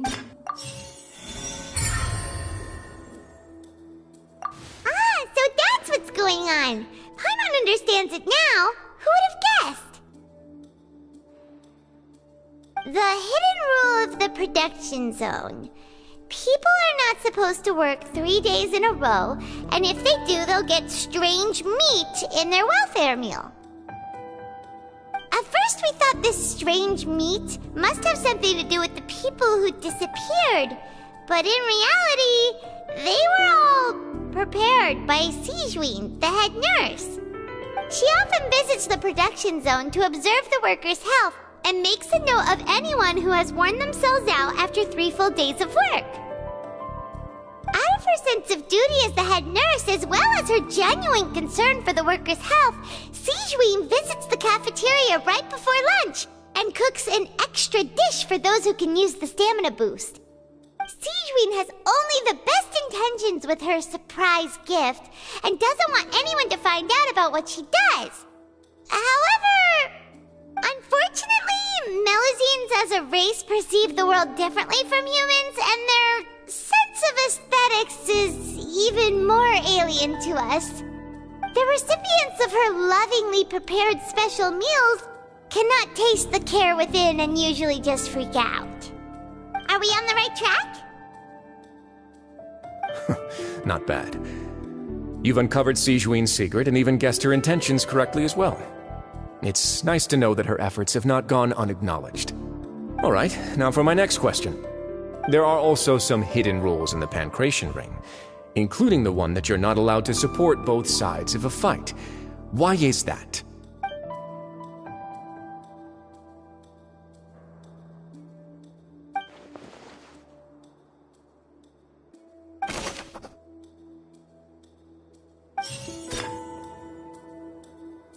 I've been told that the infirmary is always empty for the half hour just before lunch. Fonta's internal reports suggest that they're starting a new trial. We often see Miss Sijuin observing the prison. The Fonta promoter has been struggling because he doesn't recognize the real... According to Collins, the Pancration tournament only took place because the Fonta company sponsored it.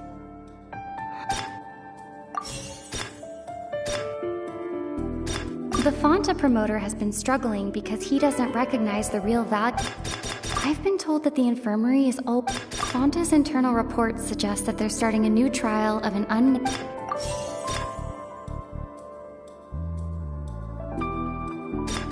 The Fonta promoter has been struggling because he doesn't recognize the real value. The research note said that the Melusine rig... According to Collins, the Pancration tournament only took place because the Fonta company... We often see Miss Sijuin observing...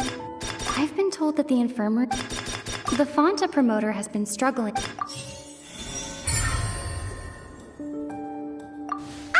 Paimon gets this rule too now, so there really was nothing to be afraid of. That hidden rule of the Pancration Ring is about how, people are not supposed to bet on both boxers at the same time. And if they do, they'll receive a package containing a strange, blood-colored liquid. People get scared when they see it because they've subconsciously begun to associate it with the missing boxer. But really, it's just a bottle of the latest yet-to-be-named and packaged new Fonta trial product. A blood-red drink. It's no wonder even Fonta's own staff were questioning the company's decision-making. The company, facing backlash from its own staff, decided to try to trial the product on a smaller scale to see how it might be received by customers. They came to the fortress of Meropide and offered to sponsor the Pancration tournament so they could push their new product. But the Duke completely refused to even entertain the idea. The Duke, knowing how valuable coupons are in the fortress, knew that only total idiots who didn't understand their true value would bother buying a Fonta product here. And so, only those who proved their stupidity by being dumb enough to bet on two opposing sides of the same match were selected to receive the drinks. I acknowledge the effort you've put into bringing the truth of this mystery to light. Although, based on your description, that Fonta promoter is a bit too careless with his words, I may just reconsider my collaboration with the company. All right, and here's the final question.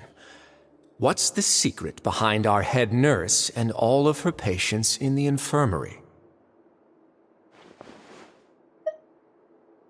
Stop your cruel and pointless games, Risley! You know that we haven't finished our investigation, so there's no way we can answer the last question. The thought is, you'll pay for this! Ah! Lenny, are you alright? Oh, close one.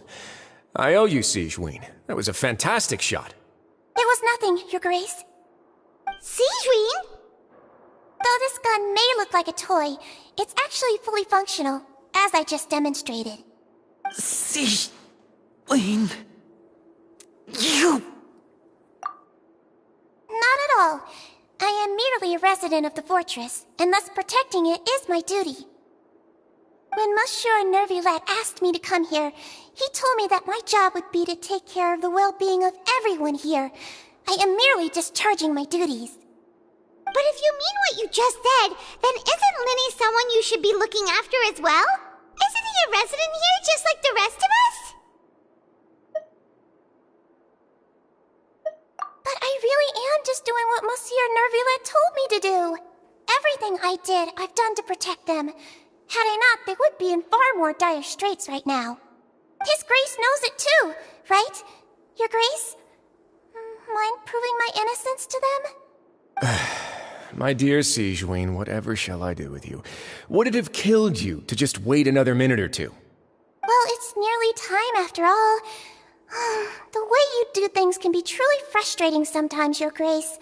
I figured I should try to talk some sense into you. What are you talking about? What time? Take me if you want. Let them go. How touching. Can you just give me one more minute?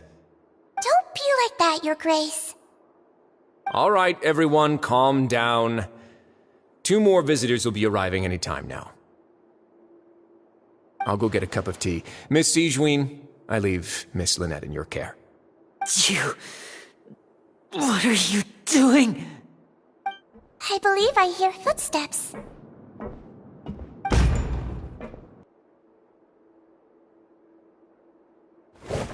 Some space, please.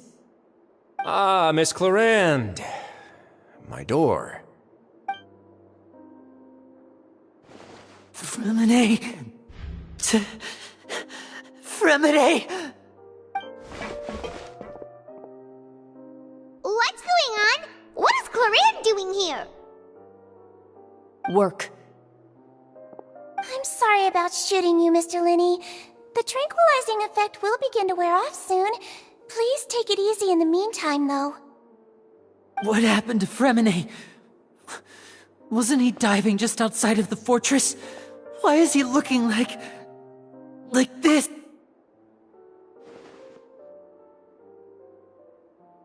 A flushed face, an accelerated pulse. He must have consumed primordial seawater. What did you say? Please, make some space.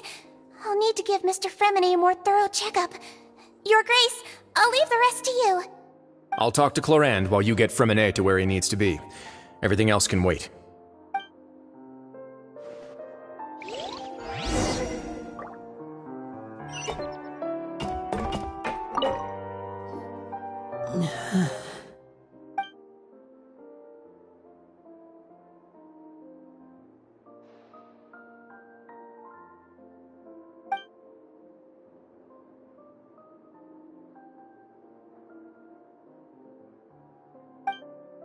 How is he? These symptoms are probably caused by an acute ingestion of a large amount of primordial seawater. Still, his condition is not critical. Of course, it would be best if he stayed for further observation. Let's leave him here for now, and move him to the infirmary once he's recovered a bit more. Sorry. I am aware that the infirmary may not be your favorite place in the world at the moment. We do only have a single clinic in the fortress, however. Why would he ingest a large amount of primordial seawater after leaving the fortress? How could that possibly happen? Please, look after Mr. Fremine for the moment. I'll go fetch some medicine and a respirator. Oh, I'll bring Miss Lynette back with me. Where is she? How is she right now? Oh, she just took a nap in an empty room after I tranquilized her. If my calculations are correct, she should also be waking up right around now. You might not believe me, but His Grace and I actually made some snacks and tea for her.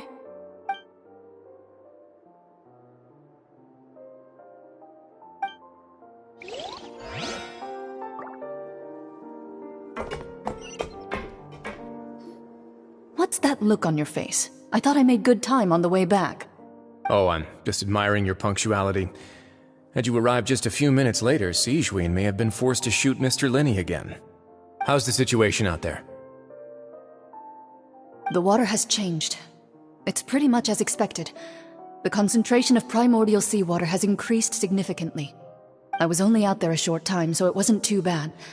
But if one were to stay for any significant amount of time... well, you can see how that boy's doing. Where was he when you found him? The abandoned zone at the end of the pipes. A good distance into the water. Closer than I thought. He must have recognized it early on and tried desperately to swim back. Locking the door was necessary. I don't think we could have saved two. Well, I did try to convince him that I had my reasons. Never seems to work, though. It would probably work on Neuvillette. He has a knack for picking out who had good intentions, even when the outcomes were all terrible. It's a bad sign if you're having to plead your case to Neuvillette. Want some tea? Not particularly. If you want to drink some that badly, just say so. Fine, I'd like to get some tea. Want me to get you a cup too, since I've already made it? Might as well then, I suppose. Actually, do you have a towel? I would like to dry my hair.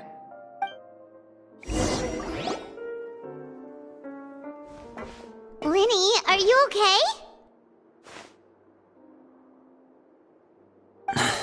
I'll be fine. They're all here now. Don't worry about me. Are you sure? You don't look alright.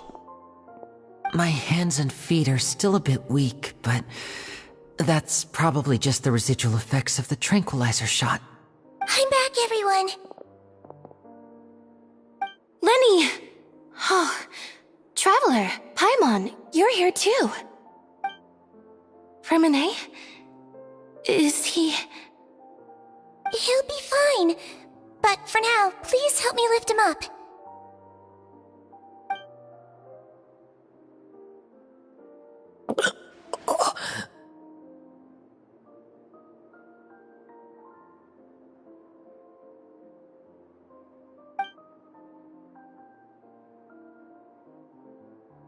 His breathing's beginning to slow down. Give me a hand and help me get him to the infirmary. Yeah, I'll take him from this side. Lynette, together? On it. Traveler, you seem pretty worried about him. Want to come with us? The Duke and Clarande are gone. They probably went to get some tea. The Duke will explain the truth in just a bit. Miss Clarande will need a break, since she only just returned from rescuing Freminet out of the sea.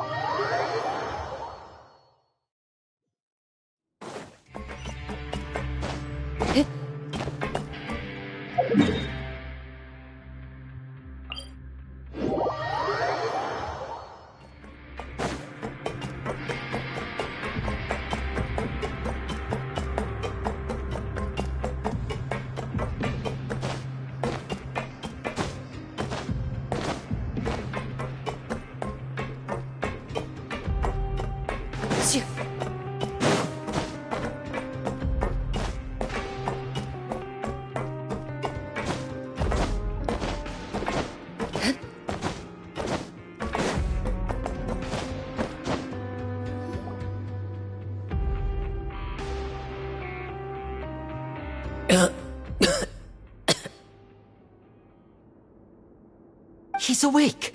Freminet, how do you feel?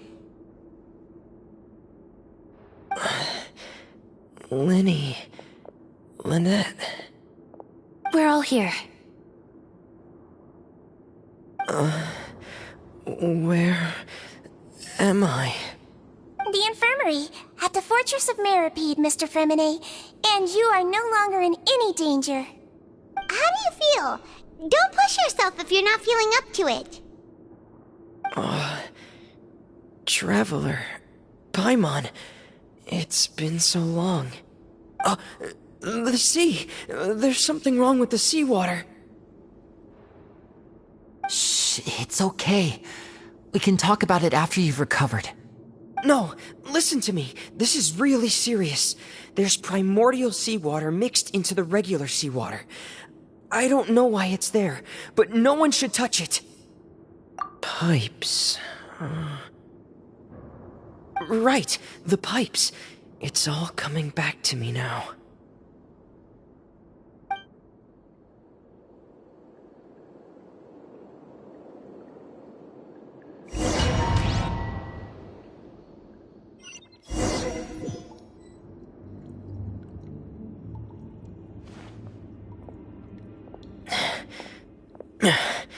I'm in. Seems like this pipe hasn't been used in a long time. It looks abandoned.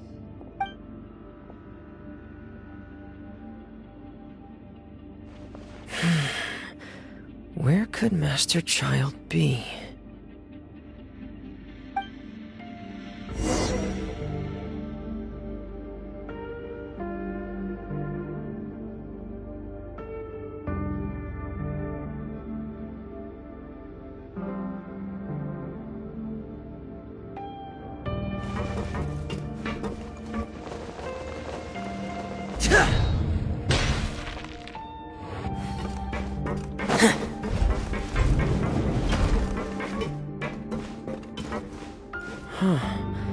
This mechanism looks like it's been tampered with. Could he have done it?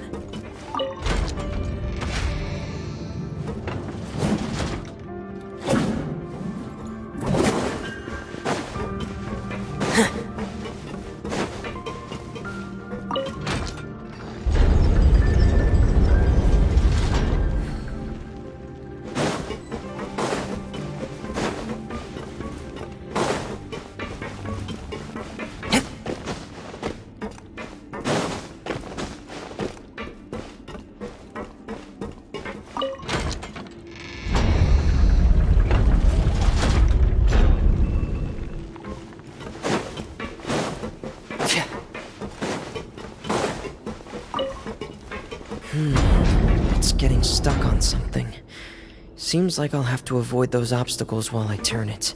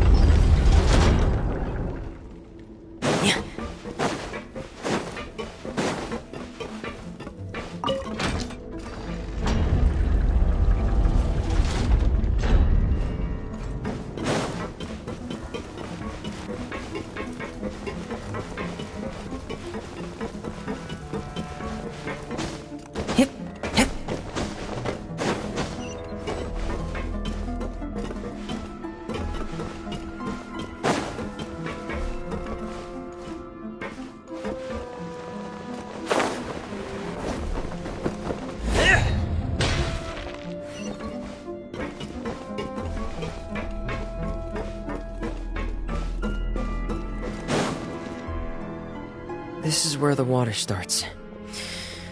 Okay. Master Child probably dived into the water. I'll go take a look as well.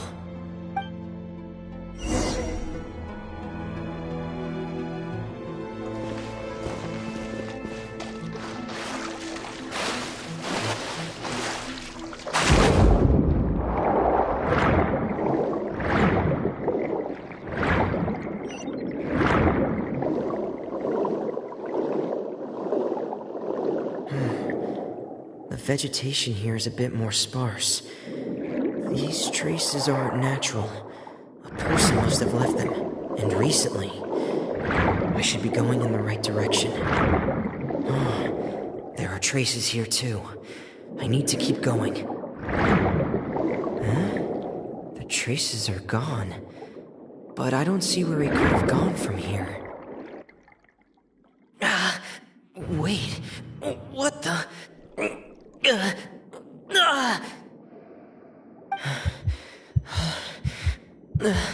My heart is racing, and it's getting harder and harder to breathe.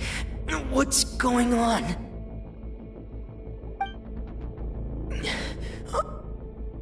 no good. I have to get back. They still don't know anything about what's going on. If I turn back right now, I should still be able to make it.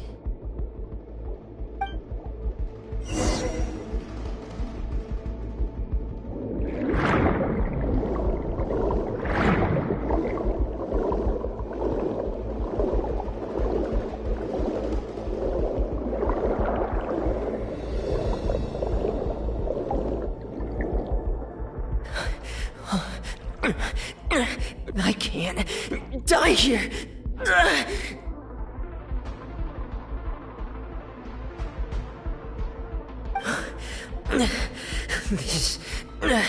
This is bad. I'm feeling worse and worse, and I'm still underwater.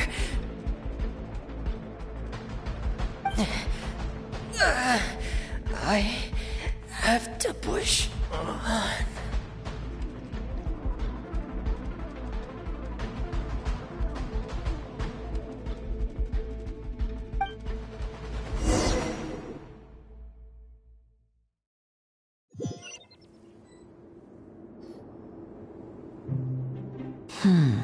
So, in other words, the trail you were following vanished, and you had no idea where Master Child could have gone, but there was also no obvious place for him to have disappeared to. That's right. I tried my best to swim back, but I had already put some distance between myself and the fortress, and I just couldn't find the strength to keep going. I probably passed out some time after that, and you know the rest. Miss Clarande brought you back, but we also don't know why she just suddenly appeared at the fortress, or why she went out to save you. Miss Clarande, you say? I must go thank her in person. You're still too weak for Monet. You can go after you've had some more rest. Miss Lynette is right. I believe Miss Clarande will stay here as a guest for another few days, so there's no need to hurry. A guest? Then I can assume Risley was the one who invited her to come down here? You should ask His Grace about that. He'll be able to explain better than me. Yeah, it's about time he actually told us what's going on. Wanna come with us, Lenny? No, please go on without me. I don't want to leave just yet. Lenny. The logical part of my brain is aware that we're safe right now, but I still can't bring myself to leave. Both of you are just in danger. Understood. Then let's just sit together for a while. In that case, I'll leave the infirmary to you. The Traveler and I are going to head out for now. As long as you stay in here, I don't think you'll be disturbed. Thank you.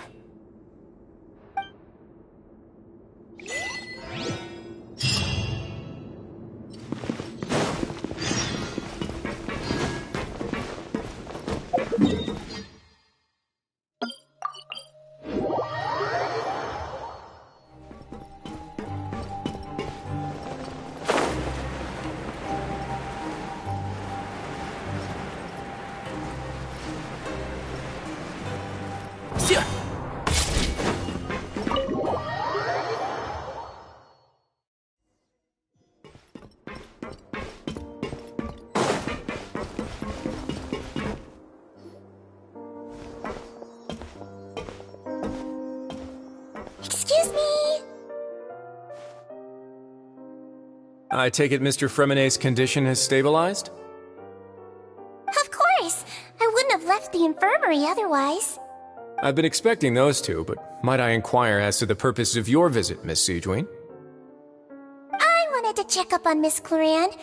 How are you feeling? Mostly fine, I think. If you don't mind, I'd like to perform another quick physical exam. It'll just take a few minutes. All right. Thank you for looking out for me. I'll take my leave for now, then. Well, want to explain yourself, Risley? Of course, but I'm not partial to the word choice of explain.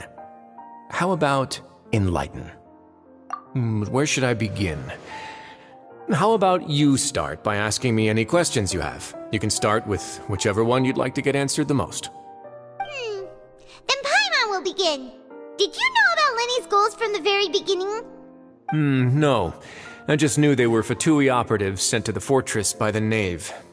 As for their specific goals, I only figured those out as you made progress on your investigation.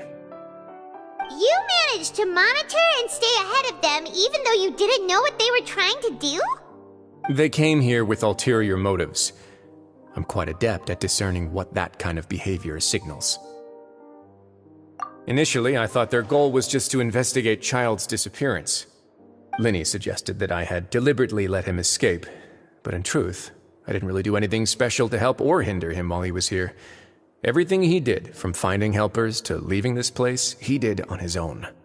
Of course, it's inevitable that the Knave would make a big deal out of her fellow Harbinger's unexplained disappearance. I'm also quite curious about where that Harbinger went, so I figured I might as well let the Fatui do their own investigative work. All I care about is the answer.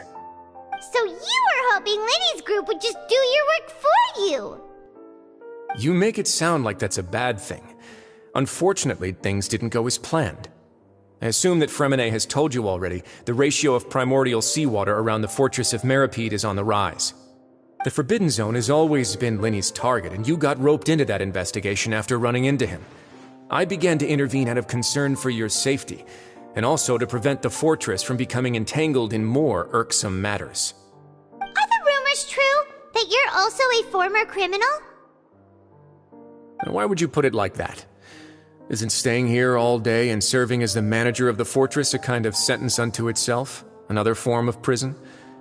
I just happen to have some support from the rest of the inmates, that's all. Oh, right! Paimon wanted to ask, who invited Cloran down here? Me, of course. I paid her good mora to come down to the fortress for some field work. As a champion duelist, Miss Cloran could be considered to be an independent party. I needed to find an exceptionally capable person to help me get through the impending crisis. And saving Fremine was part of that crisis? You can think of it like that, yes. Credit where credit is due, that boy is quite adept at diving. Had conditions not been as hostile as they were, he probably would have found the missing Harbinger already. That's not something you should be asking after. Neuvillette only asked you to investigate Child's whereabouts. All I need to prove to you is that the Forbidden Zone had nothing to do with the Harbinger's disappearance. That should be clear now that you've spoken to Fremine. But we've already uncovered that there's something wrong with the infirmary, and we've answered a bunch of questions that you threw at us. Isn't it about time that you answer our last question in return? You make a compelling case. Do you really want to know the answer that badly? Yeah, Paimon really wants to know! Even if the truth may not be pleasant? Follow me.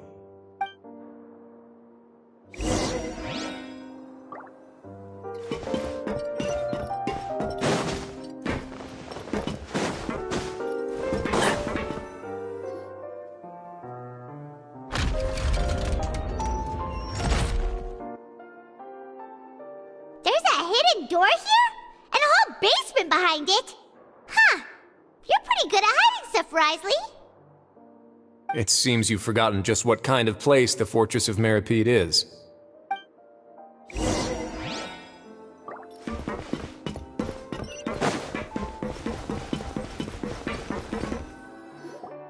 Stand on the central plate.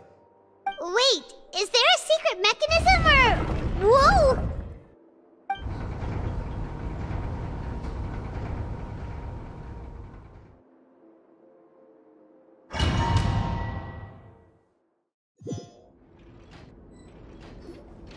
So, this is the Forbidden Zone? Honestly, for a place so well hidden, Paimon sure doesn't see anything special. What a huge door! There are 3 such isolation gates in total. Generally speaking, I'm the only one who's allowed to go inside. Hence the name Forbidden Zone. Am I correct to assume you're going to run on back and tell your little Fatui friends everything? Well, Paimon wasn't thinking of keeping anything from them. Well, I'd advise you wait until you've seen the whole truth of this place for yourself before deciding whether or not to tell them.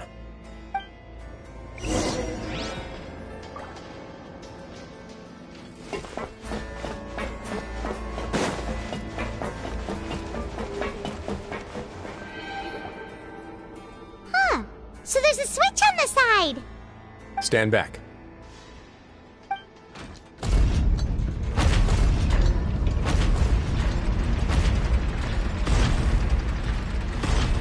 Whoa! They all just went up one by one! Go on, have a look.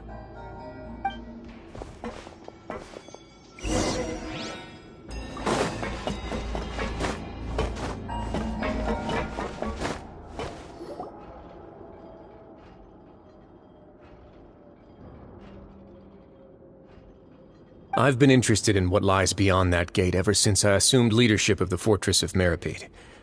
Of course, it would be unwise to recklessly open it, but it'd also be risky and negligent to simply ignore any potential danger that could be behind it. The readings on that dashboard have not budged since the day when I first laid eyes on this place.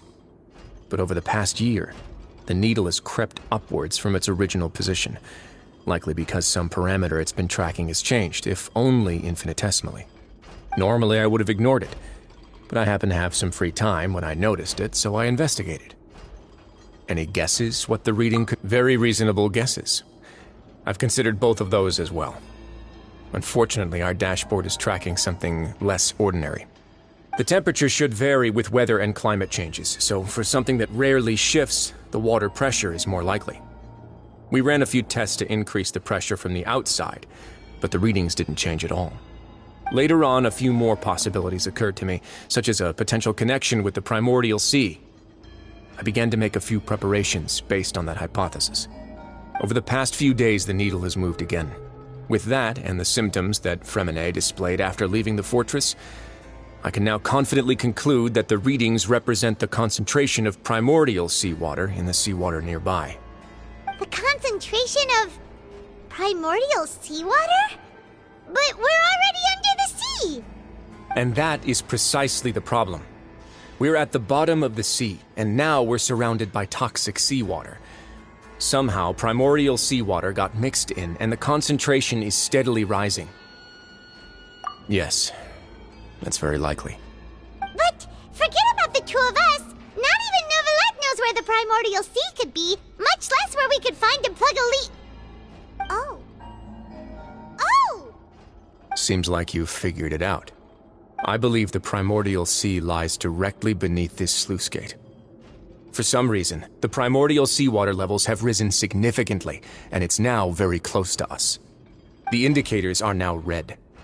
Although the gate still stands, some primordial seawater has already leaked out and mixed into the sea around us. If this continues, soon it will no longer be able to hold back the primordial sea at all. Yeah, you know what the legends say. If this place falls, then everyone in Fontaine will be turned into puddles in the span of a night. But that's just too weird! Why would the Fortress of Meripede be built right above a sluice gate for the primordial sea? Who built this place anyway? Your expression tells me you think this might be part of a vast, complicated conspiracy. To be honest, you might find the actual answer may be exceedingly boring. It's just that the secret of the Forbidden Zone had been long forgotten by the nation before I rediscovered it with my research. There's no single founder of the Fortress of Meripede in any traditional sense. What we know about its history has been left to us by the people who used to live here. When the previous Hydro Archon Egeria ruled the land, all convicted criminals from Fontaine were exiled. The people drove the criminals away like a wolf pack chasing away the banished. The criminals received no sympathy of any kind from the people. They were exiled to the desolate seaside, where they experienced only pain, struggle, and the bone-chilling cold. Some of them began to repent, and prayed to the Hydro Archon, asking if there was still anything they could do.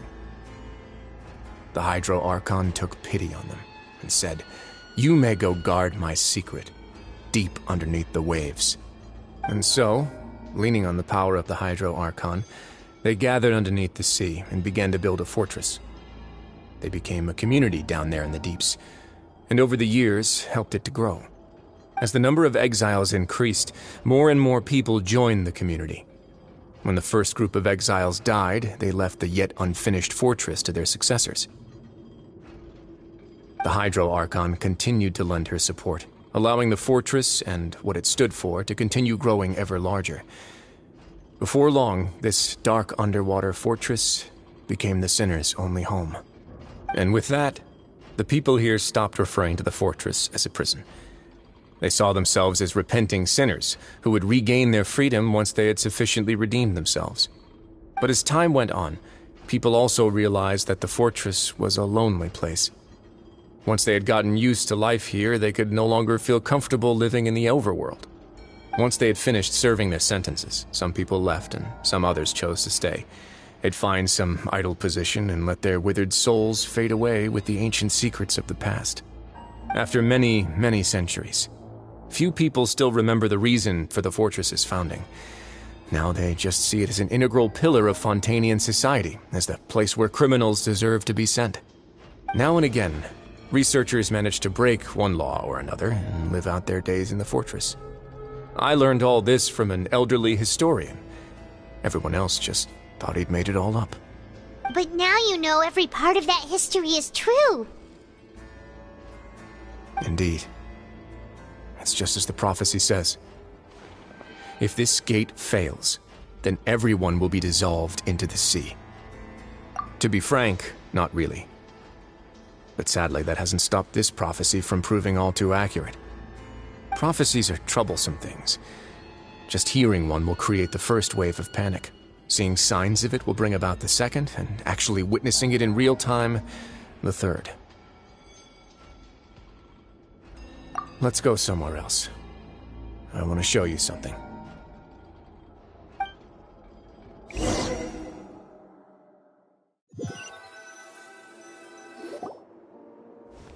This is it.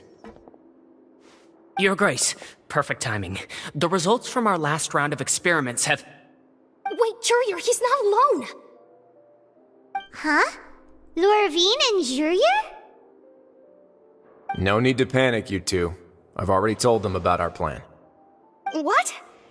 After you warned us not to tell a single soul about any of this? I'm skeptical as well. Are you sure they are trustworthy? The results speak for themselves, don't they? These two may already know more than you could ever imagine. All right then, if Your Grace insists. They seem harmless enough, so I'll trust them for now. Well, how about some reintroductions? This is Jurier, one of the highest-ranked researchers from the Fontaine Research Institute. He used to work under Edwin. I trust that you've heard of Edwin? Good. Saves me a bit of time explaining. Edwin's main areas of research were archaeum and gravimeters. As his assistant, Jurier is quite familiar with them as well.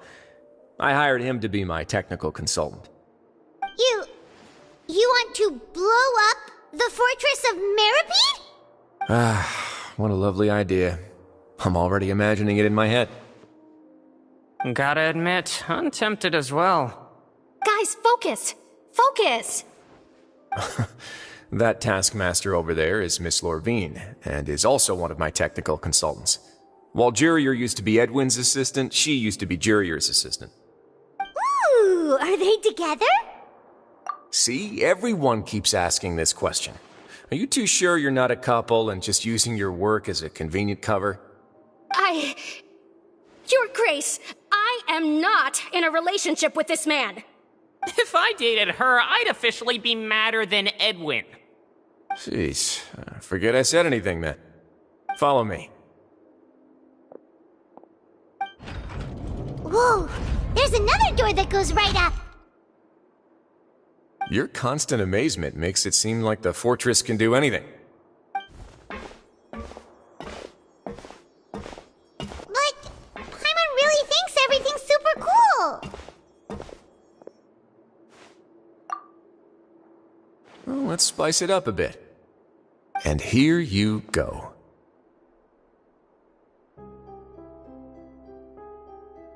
What a huge ship! This is also into a production zone that Paimon's never seen before. What's going on? How much do you know about Fontanian history?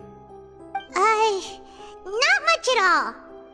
Well, then maybe you haven't heard the story of ancient Lemuria. To give you a quick rundown, Fontaine used to be ruled by the Lemurian dynasty. According to legend, the Lemurian king Remus came to this land after being inspired by divine revelation and found the seer Sibila, who had taken on the form of a golden bee. Taking the golden bee with him and riding on a huge ship, the Fortuna, he created his nation above the surging waves.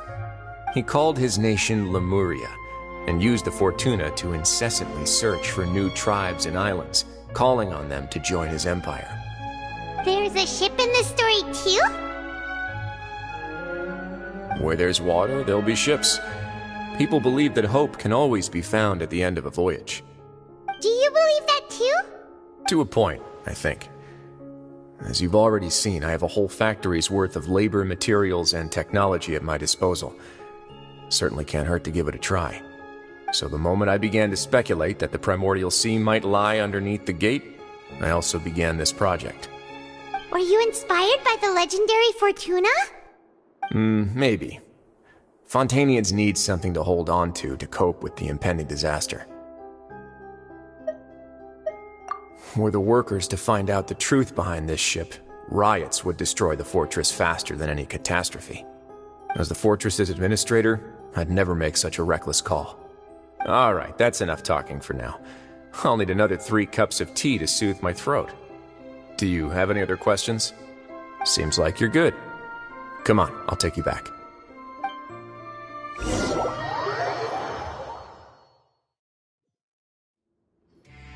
I'll leave you here for now. Oh, thank you so much. No worries. But don't forget, it's up to you whether or not you want to share what you just saw. What you do from here on out will likely affect those 3 as well.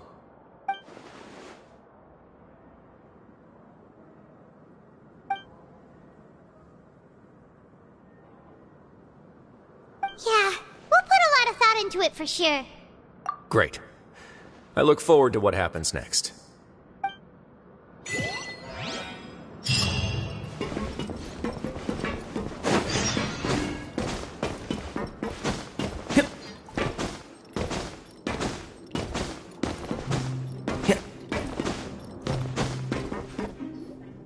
We're back! Welcome back. Do you want a cup of tea? How can you be so much like Risley, always drinking tea? Huh. Actually, now that you mention it, I just remembered something now. While I was sedated, I could still barely hear 2 people talking next to me. They were discussing everything, from the leaves to the water and even the teacups themselves. Must have been Risley and Seishween. Yeah, I heard 1 male voice and 1 female, so it should have been the 2 of them. They really were just talking about brewing tea. I really can't make sense of this place. So, Traveler, Paimon, were you able to learn anything from Risley? Yeah, he explained everything. Very well. Then, would you mind checking your answers against my speculations? Yeah, I took the time to rest, so I'm feeling a lot more relaxed now. Nobody else is around, and Miss Seishween is also busy with something or other, so let's just talk here. All right, then I'll posit my theories. I asked myself 3 questions. Firstly, why was Fremine affected by the primordial seawater? It was because he dove into the sea. My theory is, the long-lost primordial sea is probably very close to the fortress of Mirapede. Ooh, he's good. He got that right on the first try. That's Arlene. Secondly, Risley's attitude changed dramatically during the course of our stay here. He ignored us completely at first, then suddenly roadblocked us. Why? I spent quite a long time thinking about this. If he has been monitoring the Fatui since the very beginning, he probably ignored us at first because he was hoping we could find Master Child for him. What's more, The Fortress of Meripede is not part of Fontaine's court system, nor does it report to Udex Nervulet. Wriothesley is basically the king of a no-man's land. As long as the fortress doesn't do anything about Master Child's disappearance, Father can use it to pressure the Fontaine authorities. And while the two factions are pitted against each other, Wriothesley will be free to move between the parties of interest. If I had to guess, he probably has something that he's working on himself. It's likely related to the secret of the infirmary, but I just can't think of what it could be. You're super smart! Thanks so much. Then finally, there's the last question. If Wriothesley does have a plan, what could it be?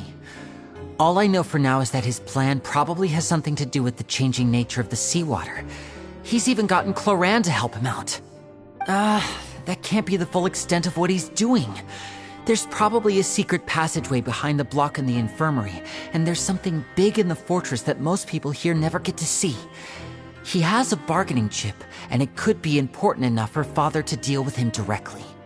I don't have enough information, so I have no idea what his chip might be. But let me guess. You have the last piece of the puzzle.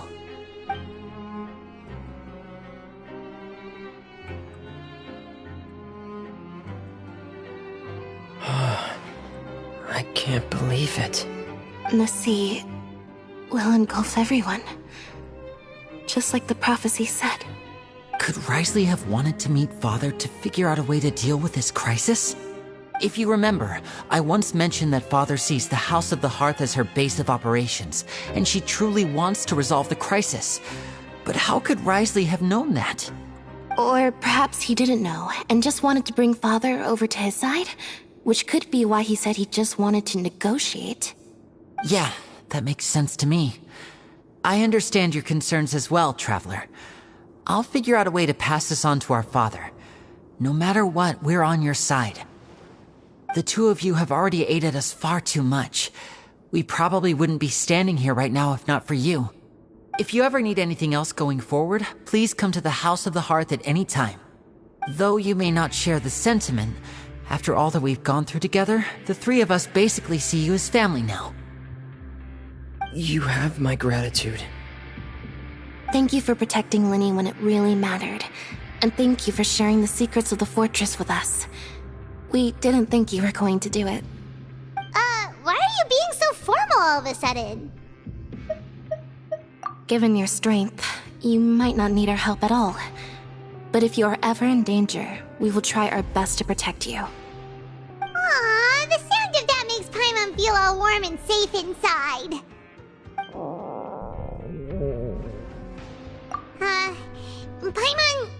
Paimon's hungry. Oh, you've done so much already. Go get some food. Alright, then we'll catch you guys another time.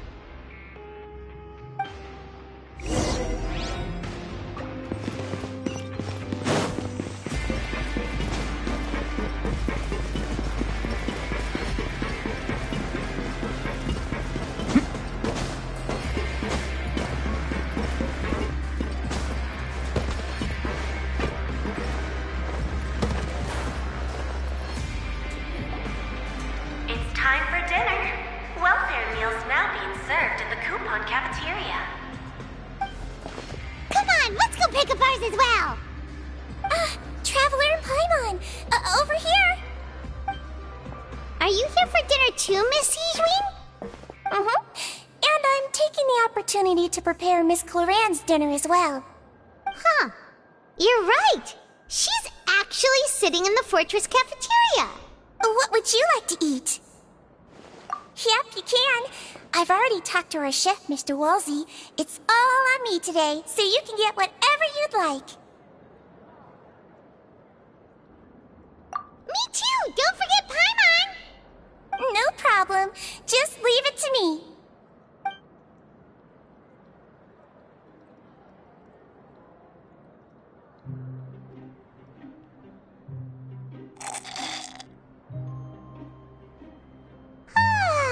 So delicious.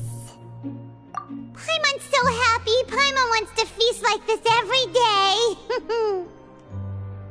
feeling full yet? How's the food? Delicious! I'm so glad to see you all so happy. Oh, see, the expression on your face just now?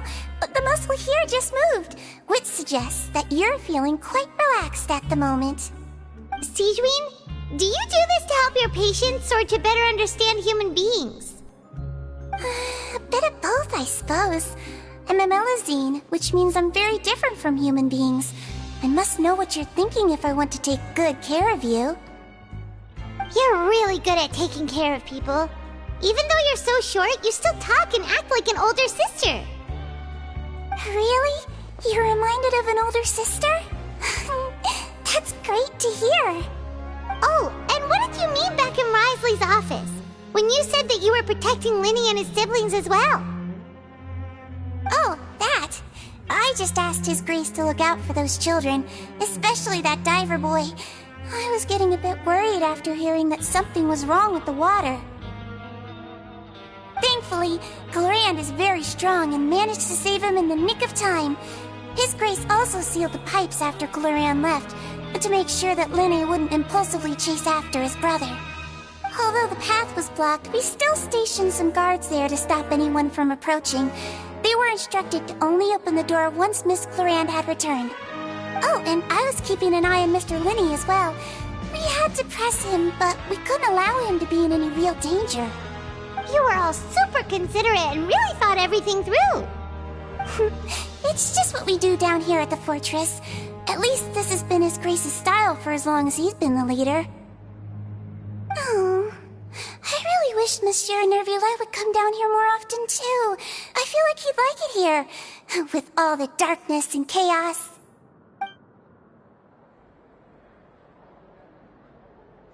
Get a good night's rest, you two. You both worked very hard.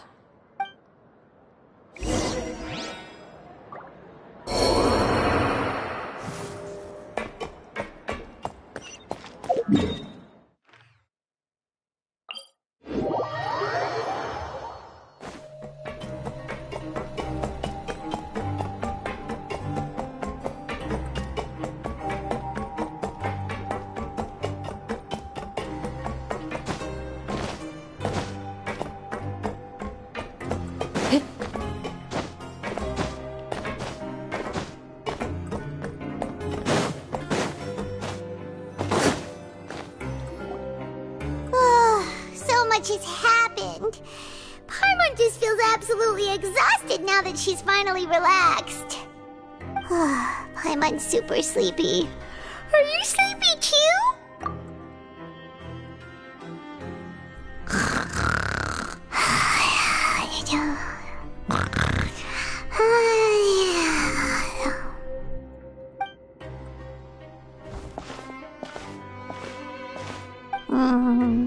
Delicious.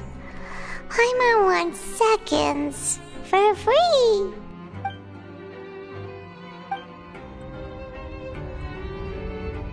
Out of my way! Get out of my way! What happened? Why is everyone running? No idea, but something must have happened. Stop asking! Who's yelling? Paimon still wants to sleep.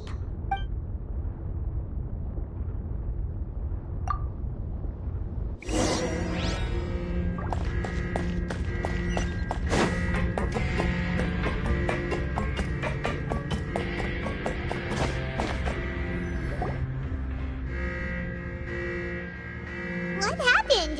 Why is everyone running around? Hey, what are you doing? No time to explain, mate. Goodbye. Hey, wait! What's wrong with these people? They won't even talk to us. They're here! There you are! Oh, thank goodness! We still in Lavaroon. Do you know what happened here? We came here especially to inform you. Something seems to have gone terribly wrong just now. His Grace is telling everyone to evacuate and get out of here. Lavaroon was saying you two are new here and you don't have many friends, so you might slip through the cracks. Haven't you heard all the stories like that? An evacuation is successfully completed, yet you only find out once you do a head count that 1 or 2 people are missing. Wait, weren't you the one who brought that up? Why is it suddenly my idea? Hey, shut up! Okay, whatever. The point is, you should come with us. Yeah, he said to get as far away as possible, upwards and outwards.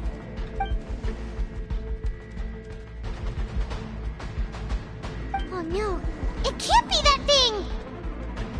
Oh, wait, what? What? Hey, where are you going? We have to go find the Duke! You two just go and get out! Go on without us! Hey, hey! Be careful! Attention! Please evacuate upwards and outwards, upwards and outwards.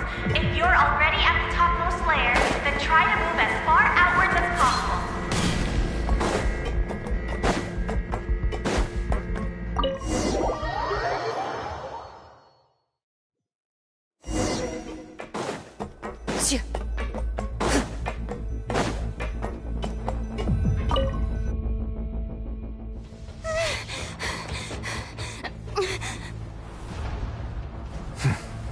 They're here. Just like I said. What happened? Huh.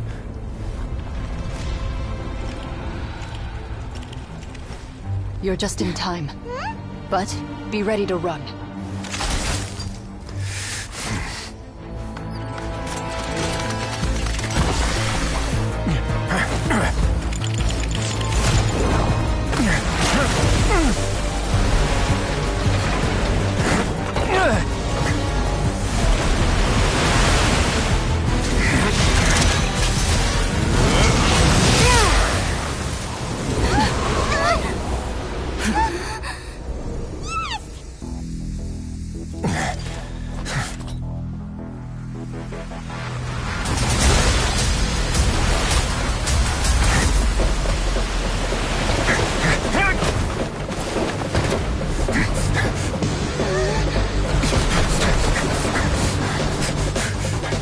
Three, 2, 1.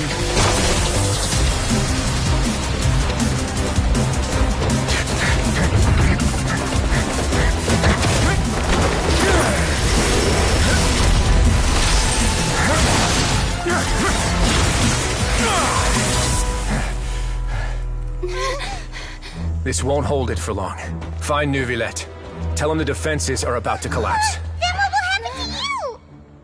Until he arrives, we're the last line of defense.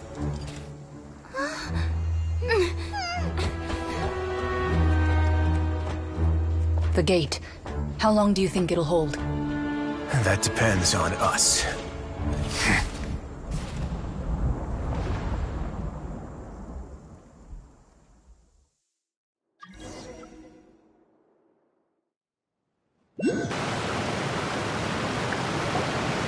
Neuvillette? Why are you here? Traveler, I need you to head to the Opera House immediately. Farina will soon be meeting with the knave there. You must protect Farina, and make sure she doesn't spend too much time alone with her. Will do. You have my sincerest gratitude.